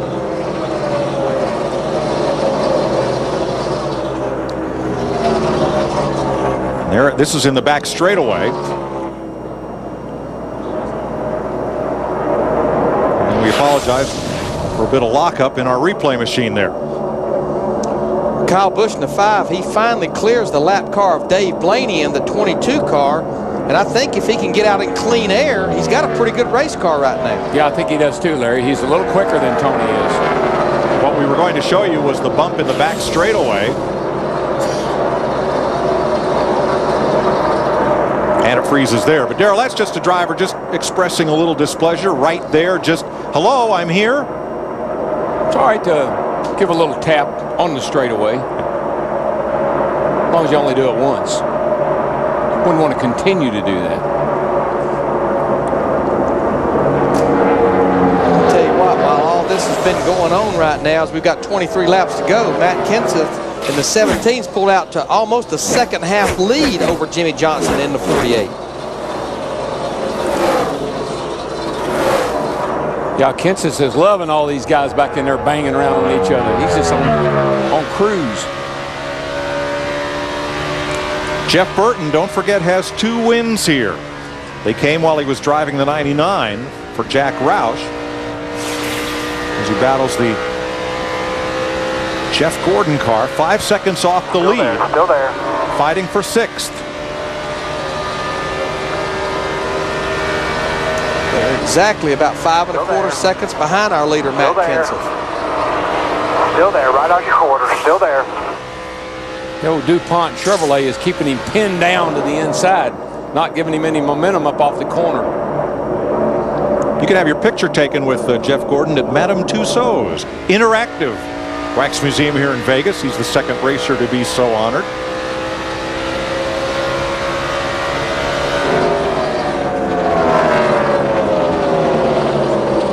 Now Kevin Harvick continues to lose positions, Dick. Yeah, he does, Mike. He's just lost another spot, this time to Mark Martin. Harvick now in 10th position. And the problem, he just came on the radio and said plowing, plowing, plowing. That means the car is pushing. and it's going to be tough for him to do much today with that. Same thing happened to him last night. He was sitting up there leading the race, had a caution late in the race. All of a sudden, that's what he was hollering in. Can't turn, car won't turn. He started 29th today. Harvick hasn't had a top 5 since Richmond last May. But I think one reason, just look right here, just a little over 100 laps ago, the track temperature was 81 degrees. It has dropped almost 20 degrees, and Genie turn 1 and 2 in the front stretch is completely in shade, which means these cars are probably going to lose front grip. Yes, I think that's why when I was hanging out in the 17 pit, just enjoying the race, a couple of crew members came over and tried to convince me to shift my location and lean on the stack of tires that was waiting to be put on the 17 car. Just kind of warm them up a little bit. That has been the topic of conversation, how the temperature on the track just keeps changing. The 9 car of Casey Kane saying we need the sun to come out again because this big cloud moves over. It is just killing us. We talked about it at the top of the show. Ever-changing track conditions, keeping up with it, especially on this final stop. Matt Kenseth trying to go 2 for 2 and get his 3rd win here in Las Vegas and celebrate his birthday weekend. And downtown, stacks of wax. There's Jeff Gordon. Pretty good likeness.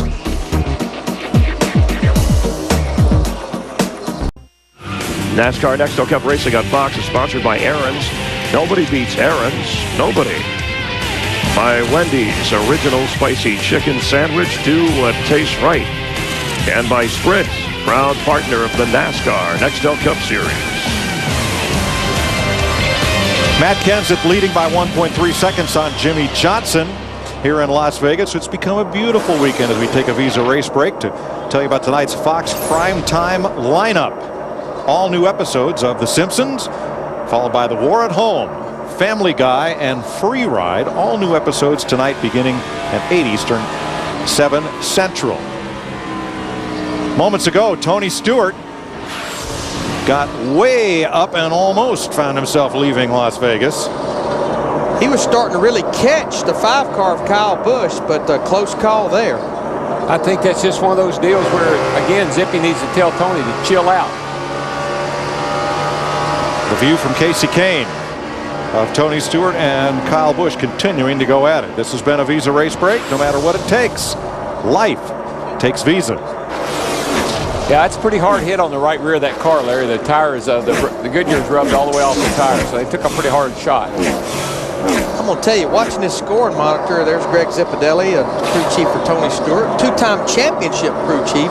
But right now, the fastest car on the racetrack is not Dale Earnhardt Jr. in the Budweiser car, but right now he's 13th in this 8 car. But I've been watching Casey Kane in the 9. He just drove by Tony Stewart up there in the 4th position. Now we're riding with him as he's looking out towards Kyle Busch in that 5 car. Any way you cut it, Larry, this is a good weekend for that crowd. Winning that race last night, and now here he is up here running a top 4 today.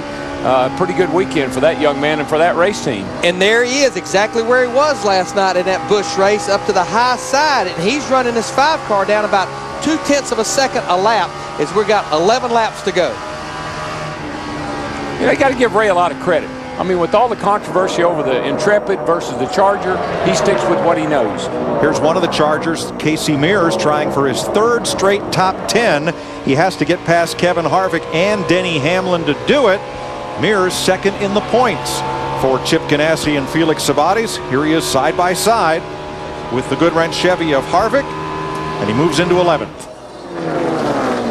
You know, Jeff Gordon, he might want to run that green car more often, especially on these 1.5 miles. Now, this is one of his better 1.5 miles, but there he goes by Tony Stewart right there to move into the top 5. Definitely think Tony Stewart and the 20 cars paying the price for that brush with that wall off turn 2 a while ago.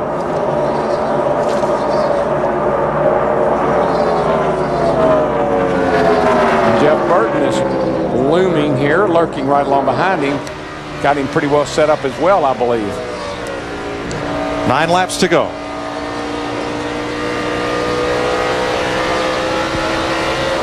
Sterling Marlin, past winner here, slow in the back straightaway, the Nellis straightaway, honoring the Air Force What do you base. got? No oil pressure, no motor.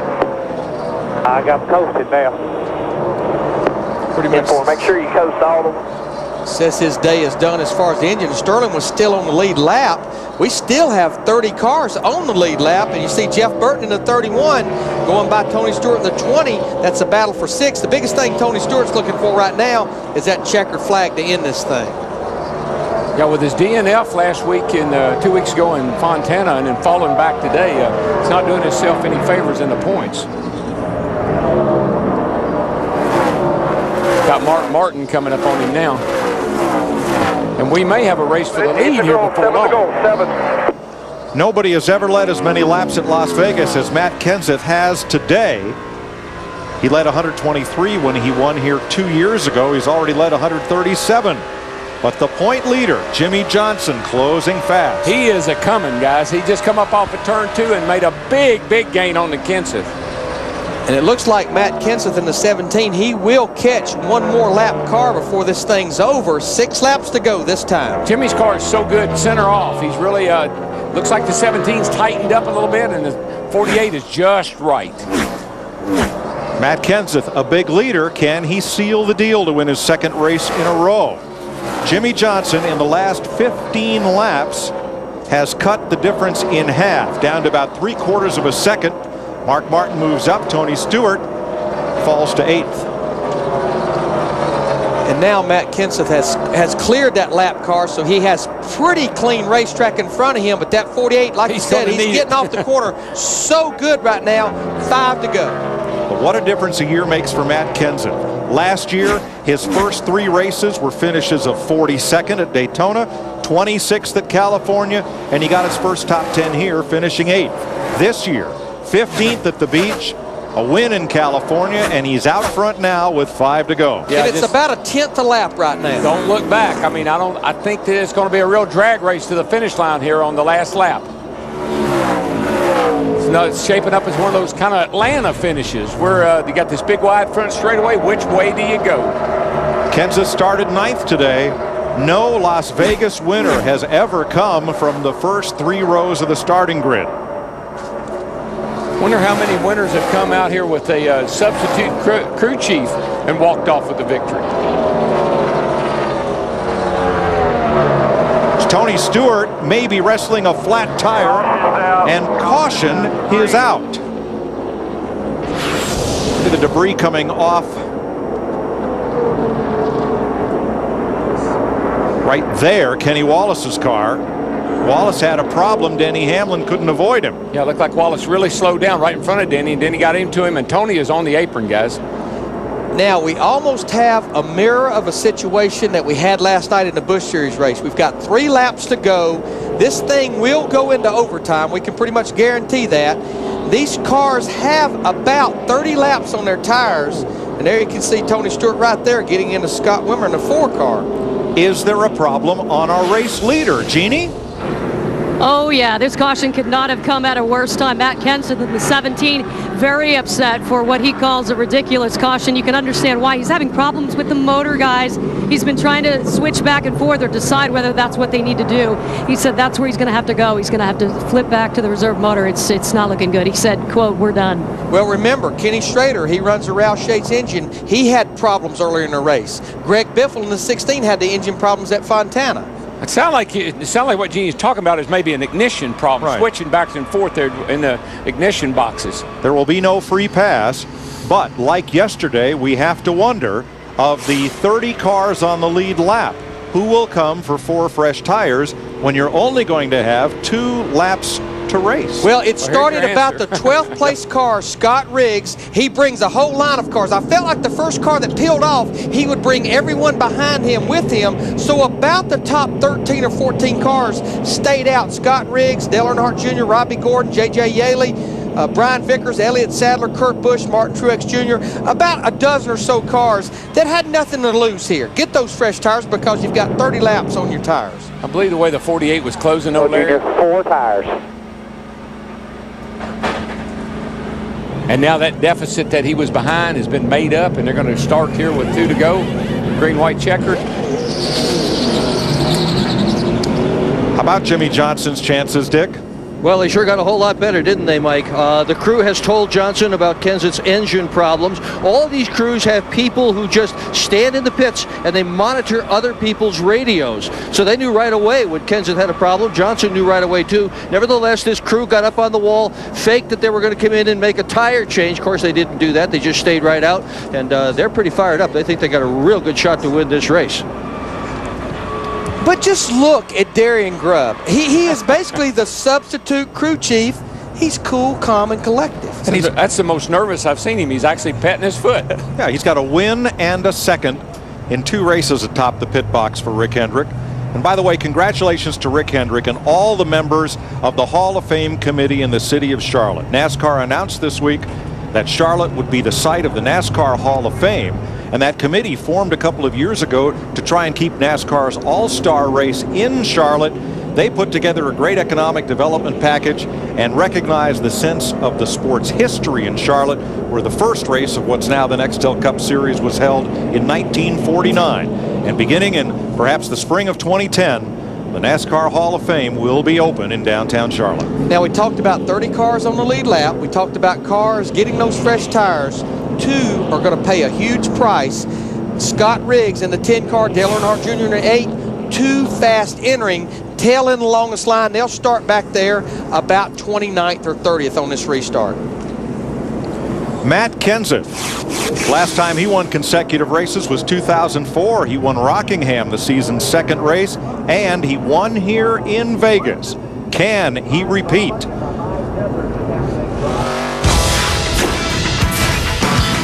Stick around to see who captures the checkered flag.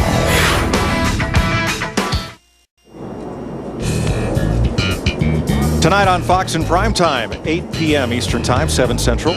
The Simpsons, all new episode. Then The War at Home, Family Guy, and the new comedy Free Ride.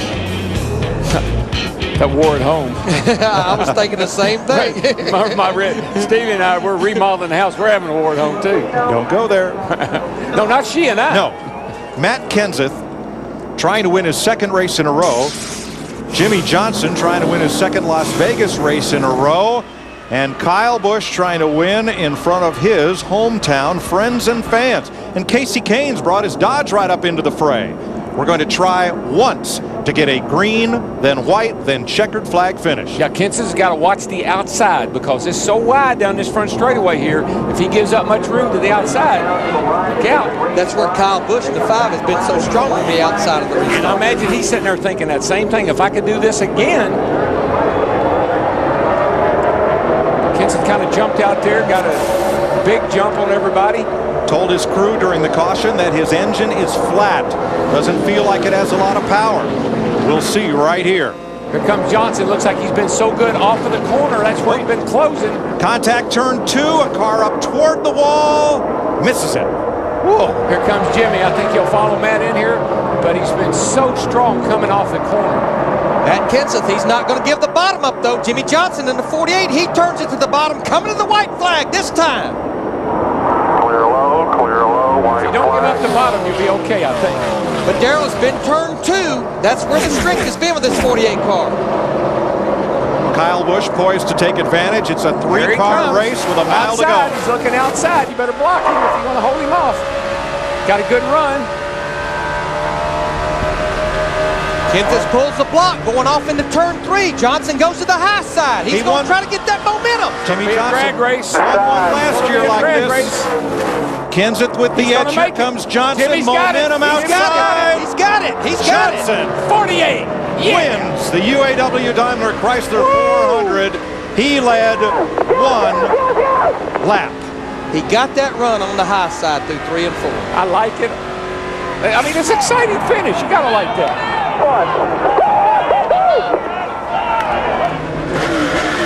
Just the way Carl Edwards beat him at Atlanta last year, and just the way he came back later in the season and beat Carl Edwards on the outside on one of these 1.5-mile tracks. Momentum. I bet Matt would tell you right now, should have slid up in front of him and broke his momentum. And there's the winning crew chief right there, Darian Grubb. I like his record, Larry. 3 races, 2 wins, and a 2nd place finish. Hendrick cars 1st, 3rd, and 5th. Jeff Gordon in the 24 finishes 5th. Jimmy Johnson is the first driver to win here from the first 3 rows of the grid. He started 3rd today. Second straight Vegas victory. 3rd Chevy win here, all for Rick Hendrick. Mike, you said he led 1 lap. He led about 25 yards.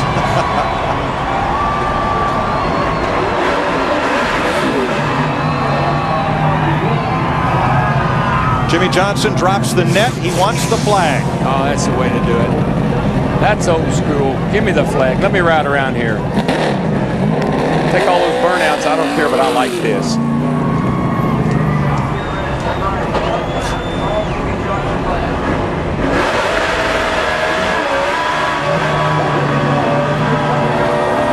Jimmy Johnson burns down the house, scores his 20th Nextel Cup win and his 150th start.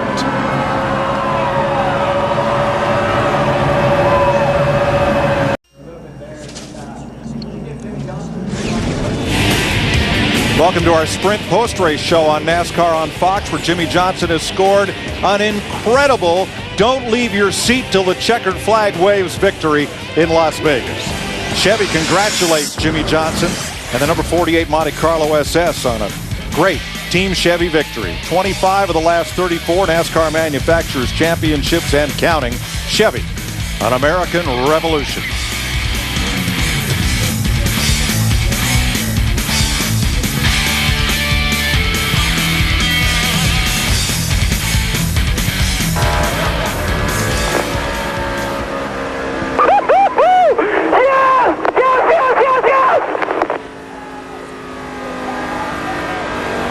Johnson, you are the man.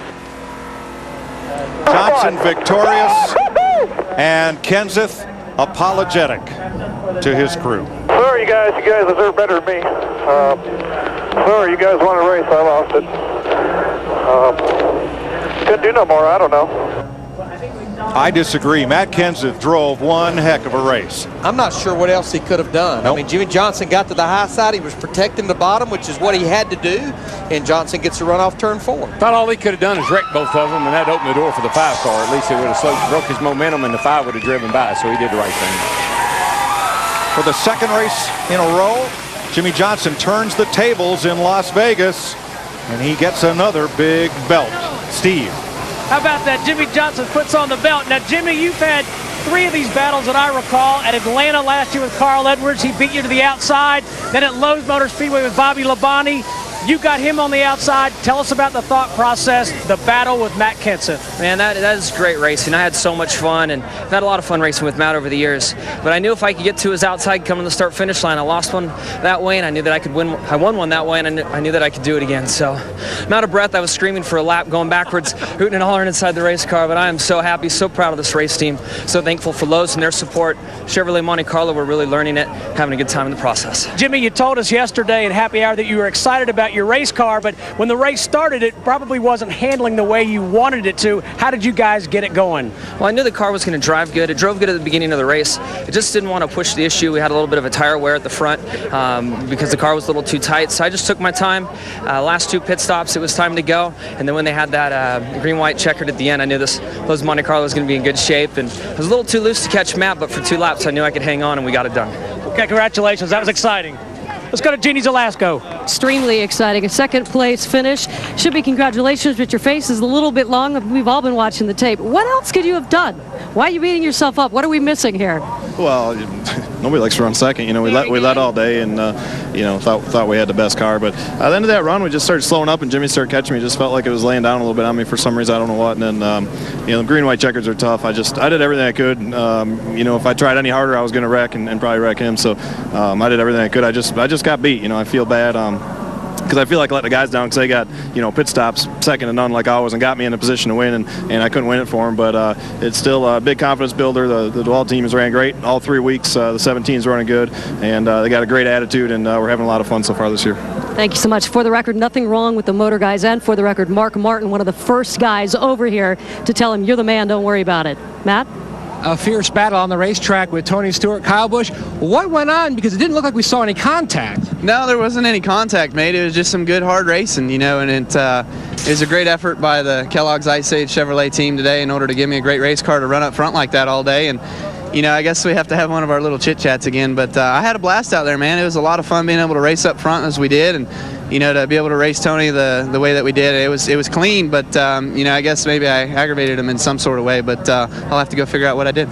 Well, he'll go find out why the bumper tags took place, and let's go to Dick Bergeron. With Casey Kane, who has had a great weekend. He won the Busch race here last night and fourth this afternoon. Hey, they're going to tear this racetrack up. You going to call Bruton Smith that owns it and say, don't mess with my speedway? I don't know. It's a pretty nice track how it is, but you know they'll do a better job or everything they can to try to do a better job here. It's always fun to race here. We had a great weekend, and you know it would have been nice to win the UAW-DaimlerChrysler 400, but it looked like Jimmy Johnson was more excited winning this race than the Daytona 500, so that's pretty good for them. But I'm just real happy with Kenny Francis and everybody on this team. They built some great cars at Evernham Motorsports. The engines are running great, and we're excited to go to Atlanta. And you're driving great. Congratulations on a terrific weekend. Mike? Thanks, Dick. I guess if we're going to go to any track in all the Nextel Cup Series where one driver just says, bet it all, push it all out there in the middle of the table, bet it all for one lap, this should be the place. Oh yeah, well it's Las Vegas, man. But you know what I'm excited about? As good as it was today, you wait till next year. They bank this joint up. They'll pack this place. There'll be 250,000 people here next year, particularly with a finish like we had today, right, Larry? Oh, absolutely. There's no question. Top 10 finishes for Casey Mears every race this season, as well as Jimmy Johnson. And that was a nice rebound by Casey Mears. They struggled all day long with that Dodge. They rolled the dice there at the end. They kind of stayed out there on that last stop, paid off with a good finish. And you know what? Denny Hamlin, he gets another top 10 finish. So a lot of these young guys starting to build momentum here early in the season. We'll see some changes in the Nextel Cup standings. Matt Kenseth moves to second, Casey Kane third, and Casey Mears fourth. And Jeff Hammond, a lot of teams took on 4 tires for the 2-lap shootout, and there were big knots of cars racing there at the end as those cars tried to work their way through the field. You know, guys, everybody's always said, what kind of racing is there at Las Vegas? Well, right now today we saw some of the best racing ever. Side by side, both crews came in, and in the end, that outside move that Jimmy Johnson was able to put on Matt Kenseth was pretty impressive, and I think that's really what kind of put an exclamation point on a pretty exciting weekend. So next weekend, NASCAR on Fox moves to Atlanta. Our coverage begins on Friday. Craftsman Truck Series and Nextel Cup Series qualifying on Speed, followed by the Craftsman Truck Series race at 9 p.m. Eastern Time. Saturday, you'll see Busch Series qualifying on Speed, Nextel Cup practice, and the Busch Series race. The Nicorette 300 on FX. Next Sunday, NASCAR Race Day on Speed, leading to the Golden Corral 500, presented by DLP HD TV, right here on Fox, 1 p.m. Eastern Time, and then NASCAR Victory Lane on Speed. Coming up next, prime time on Fox, The Simpsons, The War at Home, Family Guy, and Free Ride, all new episodes. They'll be exciting, but it's going to be hard to top what Jimmy Johnson just did. You want to see what this joint looks like next year? Watch Atlanta next week. Very similar layout when they get done with this place. Just a lot faster. Much faster. Over 2010 maybe. Promotional consideration paid for by